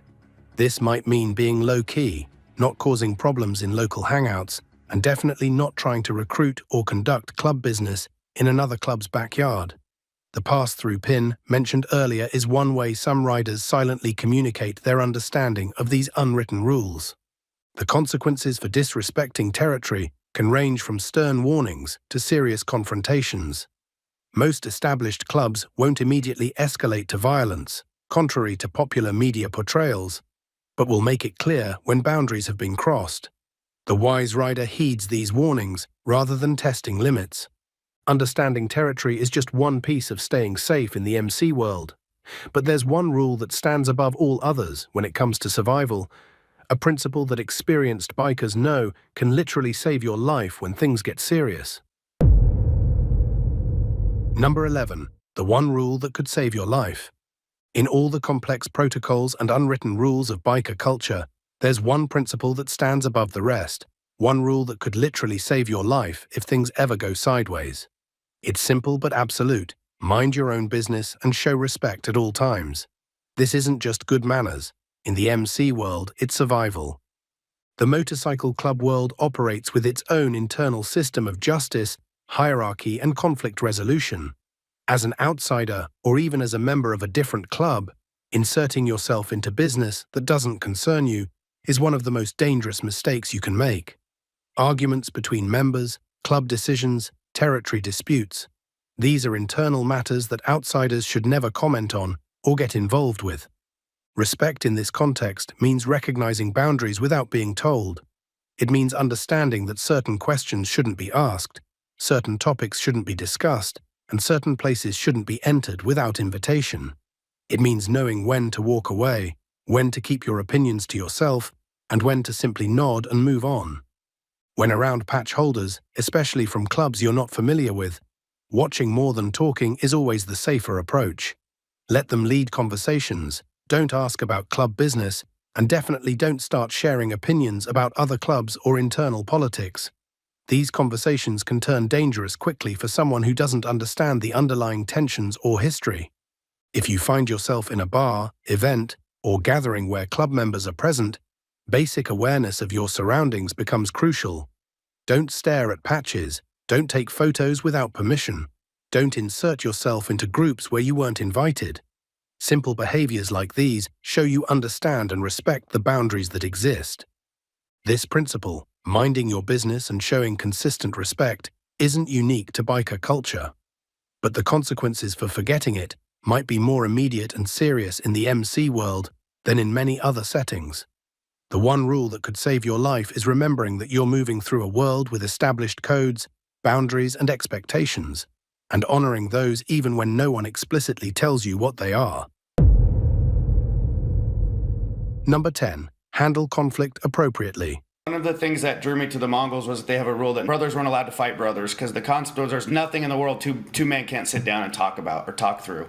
And I mean, we all know there's caveats to that, but I really like that mindset because, you know, we've all talked about this before, Jason, that shared time on the road, that experience of being next to your brother, you know, depending on the guy next to you, and then sitting down and having, you know, a very vulnerable conversation. I'm showing someone my weakness or telling them my feelings and sharing that, and then getting back on the bike and riding home. I think, you know, that's super powerful. You're showing another side to this person, and you're also showing you depend and count on this person. So I think that goes a long way. The asphalt ain't the only thing that can get hot when bikers gather. Conflict happens. It's just part of any community where passion runs deep and personalities are strong. But there's a world of difference between handling beef like a prospect and handling it like a patched member who's earned his place. Watch for the signs before things go sideways. Clubhouses and biker bars have their own energy. When conversation drops, when patches start gathering in corners, when certain members disappear outside, these are tells that something's brewing. That's your cue to either step back or make sure you're standing with your brothers, depending on your position. The most respected bikers aren't the ones always ready to throw down. They're the ones who know when conflict is necessary and when it's just ego talking. They understand that unnecessary beef brings heat, disrupts rides, and can lead to consequences that affect the whole community. They also understand that some disrespect can't go unanswered. If you're ever unsure how to navigate a tense situation, watch the old-timers. They've seen it all and survived to tell the stories. Their measured response tells you everything about the seriousness of a situation. The quickest to anger are rarely the most experienced riders. And speaking of those experienced riders, the old-timers have earned their wisdom through decades of hard miles and harder lessons. Number 9. Respect old-timers. That grey-bearded rider with the faded tattoos and the weathered leather didn't get those miles on his face, riding in fair weather only. Old-timers in the MC world are walking history books who've survived club wars, police crackdowns, personal loss, and the changing landscape of motorcycle culture. The respect they command isn't optional, it's mandatory. When an old-timer speaks, you listen. Not because they demand it, but because every sentence comes backed by experience you haven't earned yet. These riders were breaking in their first bikes when many newer members were still in diapers. They rode when helmets were optional, when highways had fewer lanes, and when bikers were even more misunderstood than they are today. The patches and pins on an old-timer's cut tell stories, founding chapters, memorial runs for brothers long gone, rallies from decades past. Some wear their history openly, others keep their accomplishments quiet. The loudest voice in the room rarely belongs to the most respected rider. The true measure of an old-timer's impact isn't just in their stories, but in how they shaped club tradition. The rules that newer riders follow without question often came from hard lessons these men lived through. When they enforce protocol that seems strict or unnecessary, trust that there's usually a reason written in experience, not paranoia. The wisdom of old-timers extends beyond club politics to practical knowledge. How to maintain your bike through winter, how to pack efficiently for long hauls, which roads offer the best riding experience. Their knowledge of keeping a motorcycle running properly through decades of use is something no manual can teach. Number 8. Maintain your ride. That's that basically don't let your bike sit. If you're storing a bike for a long time, seals and deposits and O-rings and things that are normally meant to be used and have a slight circulation of fluids going through them, they can tend to dry and stick and have mineral deposits and things that just clog up and end up becoming a little bit of a problem as time goes on. So a little bit of regular use to keep all those parts fresh is good for your bike and is going to help it last longer. So riders, that was just a quick list of ideas, simple little things that you can do to get the most out of your investment, and in many cases find yourself from being stranded because you don't have a bike that's operating like it should. So anyway, hope it helps. Thanks for watching, everyone. Ride on. Your bike tells a story before you even open your mouth. A well-maintained machine speaks of pride, discipline, and respect for the road. It ain't about having the most expensive ride. Plenty of legendary bikers roll on machines held together with determination and mechanical know-how. But neglect?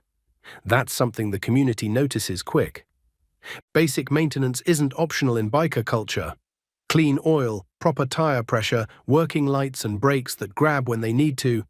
These aren't luxuries, they're requirements. Nothing brings down the energy of a group ride faster than the guy who's constantly breaking down because he couldn't be bothered to check his bike before rolling out.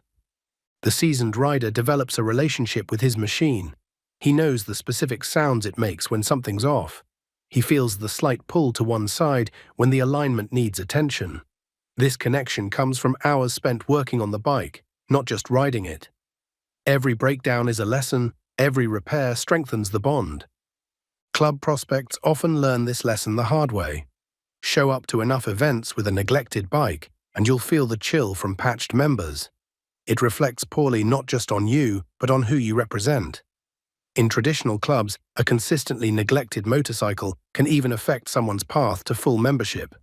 There's a rhythm to proper motorcycle maintenance, the pre-ride check, the post-ride wipe-down, the regular service intervals that keep things running smooth. These rituals aren't just about mechanics. They're about respect for the machine that carries you through rain, heat, and darkness. The bike that delivers you home deserves your attention. A clean bike isn't just about vanity. Road grime hides potential problems, loose bolts, and developing leaks. The rider who keeps his chrome polished isn't just showing off, he's creating opportunities to inspect his machine closely. Many serious mechanical issues have been caught early because someone was wiping down their bike after a long haul. The relationship between rider and machine extends to how you handle your bike when you're not on it, especially when alcohol is involved. Know when to park it and when riding isn't the right call. Number 7. Handle alcohol responsibly. Let's be real, alcohol and motorcycle culture have a long history together. From roadhouses to clubhouses, cold beer and biker gatherings go hand in hand. But there's a clear line between enjoying the brotherhood over drinks and becoming the liability everyone has to babysit. True respect in the MC world comes from knowing your limits. The strongest riders aren't the ones who can drink everyone under the table. They're the ones who know exactly when to stop, when to hand over their keys, and when to call it a night. Nothing kills respect faster than the guy who's always too wasted to ride straight, or the one who's constantly starting trouble because he can't handle his liquor. Many fallen brothers aren't commemorated on roadside crosses because they couldn't ride. They're there because they rode when they shouldn't have. Every experienced biker has lost friends who made that fatal decision to throw a leg over after having too many. Those memories cast a long shadow over the community. The safest approach is simple. If you ride to an event, either limit your drinking or have a plan for your bike and yourself. Some clubs have prospects whose job includes making sure patched members get home safe if they've been enjoying themselves too heavily. Remember that MC events often draw attention from law enforcement. DUI checkpoints near biker bars aren't coincidence, they're targeted enforcement. Getting caught not only affects you, but can bring heat down on the whole community and the establishments that welcome riders. The strongest move isn't being the last man standing at the bar. It's being alert and ready when it's time for the next day's ride. Commitment to the journey means being in condition to honor your word when you've committed to a ride. Number 6. Honor ride commitments. In the MC world, your word is your bond, and nowhere is this more visible than in ride commitments. When you say you'll be at a meeting spot at 0600 for a mountain run, that's not a casual suggestion. That's a promise to your brothers and sisters of the road. The culture places immense value on reliability. Bikes lined up before dawn, engines warming in the cold morning air, riders checking watches. This scene plays out every weekend across the country. The empty spot in formation, where you should be standing, tells a story about your character. Bikes leave on time, not on your time. Weather doesn't cancel commitments. Rain, cold, heat, these aren't excuses in serious riding circles. The old saying that there's no such thing as bad weather, just inadequate gear, isn't just tough talk. It's a philosophy about commitment despite obstacles. When you back out because of a little rain, you're telling everyone else that their willingness to ride through discomfort means less than your comfort. This principle extends beyond casual group rides to more serious obligations. Memorial rides, charity events, and club functions are non-negotiable in traditional MC culture. These aren't social engagements to be rescheduled. They're commitments that reflect on your standing in the community. The absent rider is noticed, and patterns of unreliability aren't forgotten. For prospects trying to earn their way into clubs, ride commitment is watched closely by patched members. The prospect who's always present, always early, and always prepared is demonstrating the reliability that brotherhood requires. The one who consistently has excuses is showing something else entirely. Communication is key when legitimate emergencies happen. Bikes break down, people get sick, work obligations arise. How you handle these situations matters. The respected rider calls as soon as they know they can't make it, offers real explanations, not excuses, and makes it right at the next opportunity. Long-distance rides amplify this principle. When multiple days and hundreds of miles are involved, the group depends on every rider to hold their position, maintain their bike, and show up ready each morning. One unprepared rider can delay or derail plans that others have spent months organizing. The colors and patches you wear on these rides carry meaning and history that demands respect, whether they're club colors or simply the symbols of riding organizations. Number 5. Respect club colors and rockers. Club patches are earned. If there's one critical rule you should remember, it's this. When it comes to MC patches, you should only wear them if you've earned them. All members of motorcycle clubs take pride in belonging to their organization, and many are extremely loyal to their clubs. This level of pride stems from the vetting process each member has to go through before getting accepted into the club. There's a strong loyalty to that club based on the companionship and all the miles that club members cover together.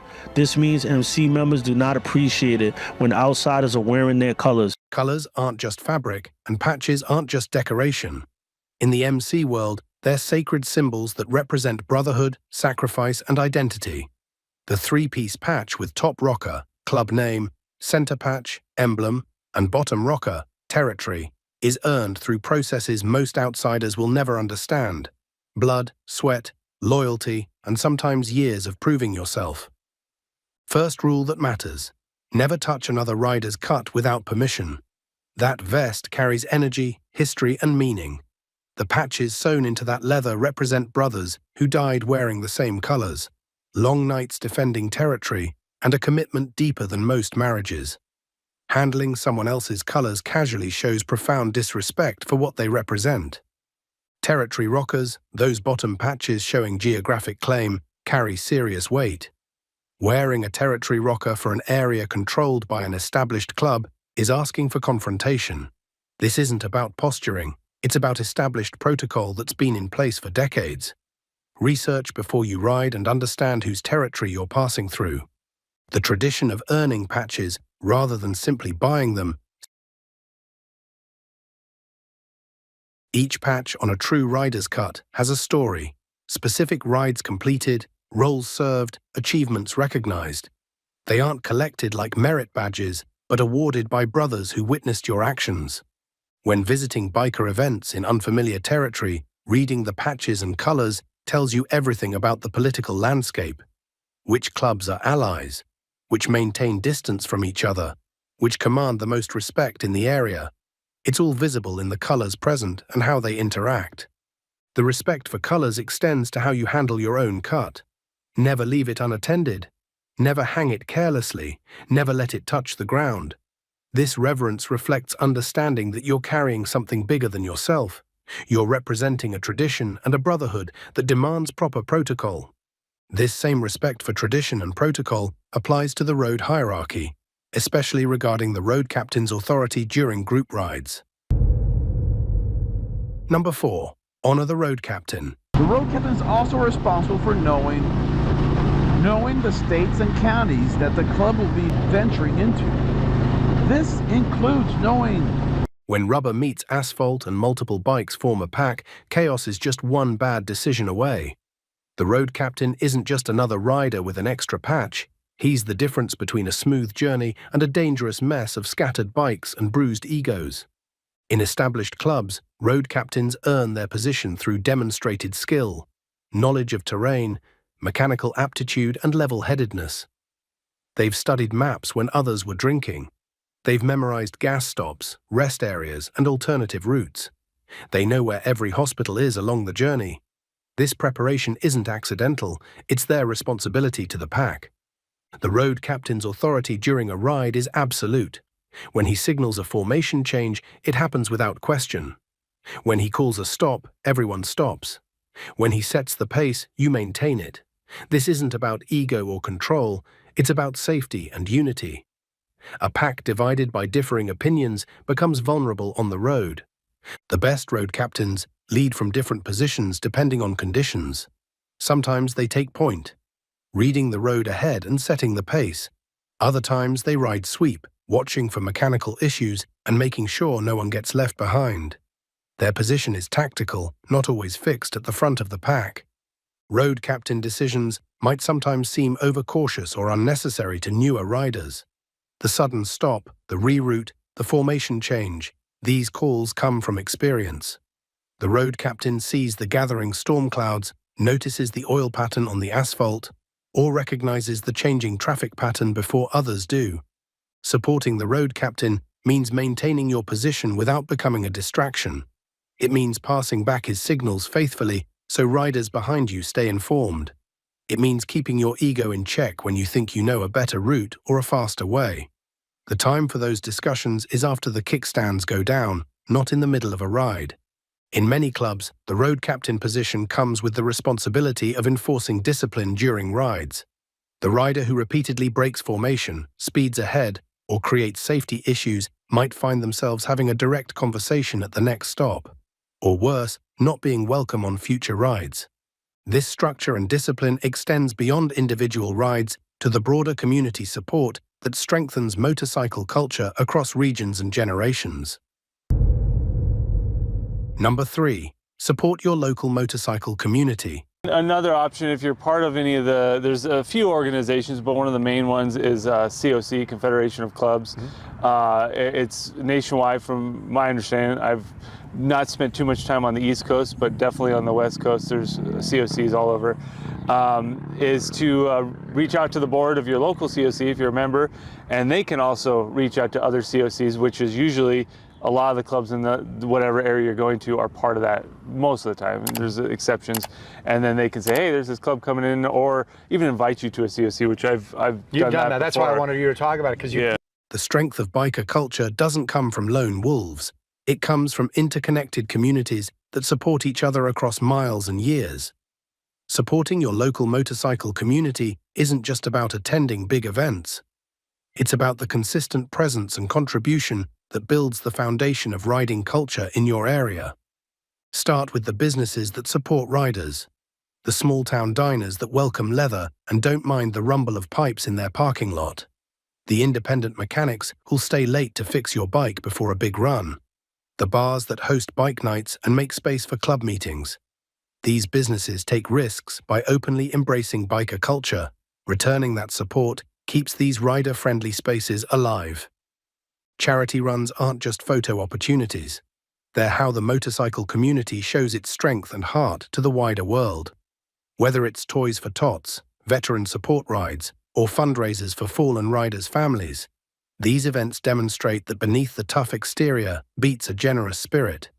The rider who shows up for these events contributes meaningfully and represents the community positively strengthens the culture for everyone. Knowledge sharing builds community faster than almost anything else.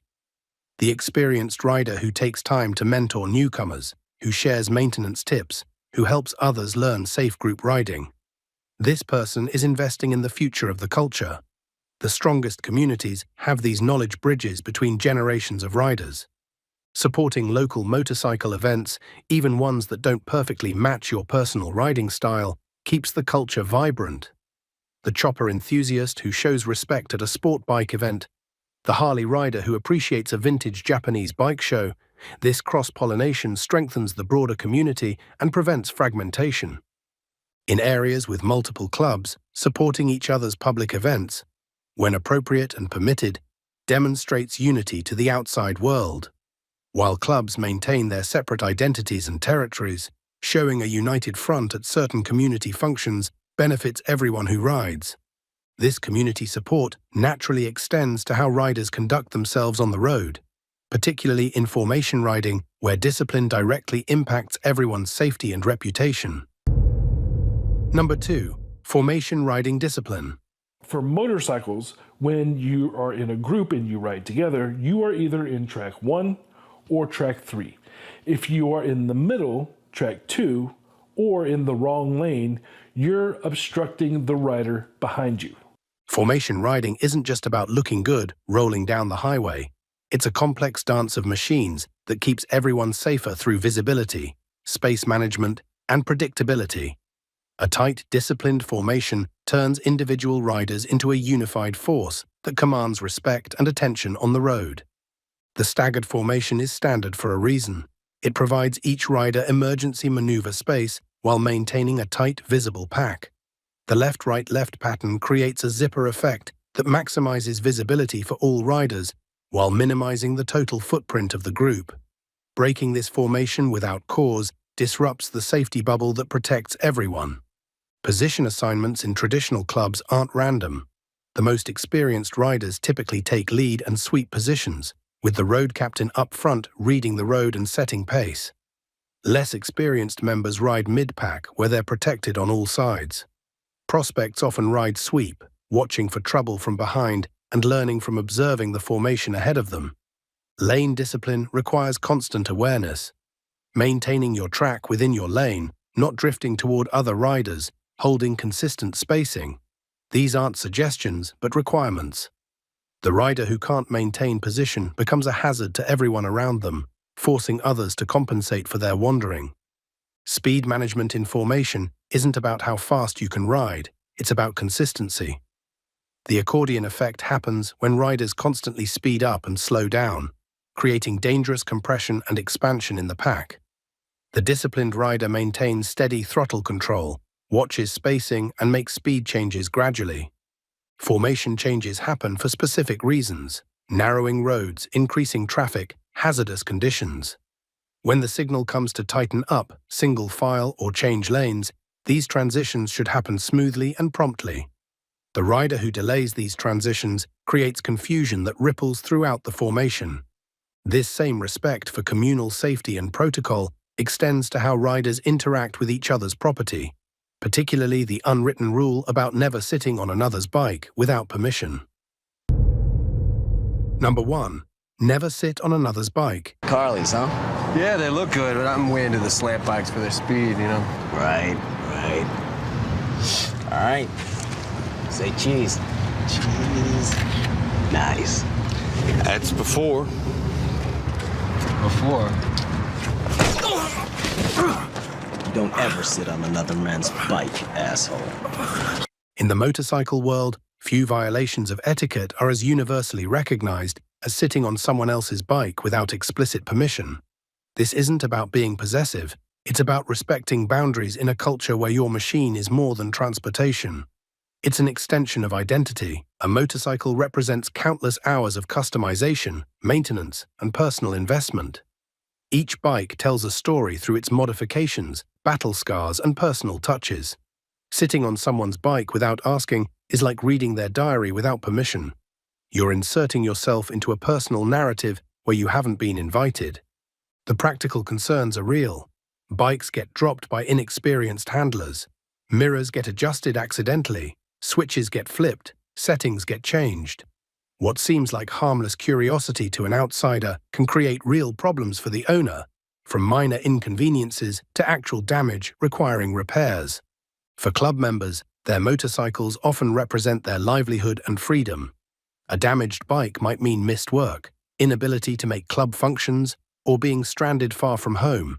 The stakes are higher than with typical vehicles, making the boundary around permission that much more important. Even leaning on someone else's bike is considered disrespectful in most circles. Using it as furniture, placing drinks on it, or allowing children to climb on it shows profound disregard for both the machine and its owner. These machines aren't props, they're prized possessions that often represent significant financial sacrifice.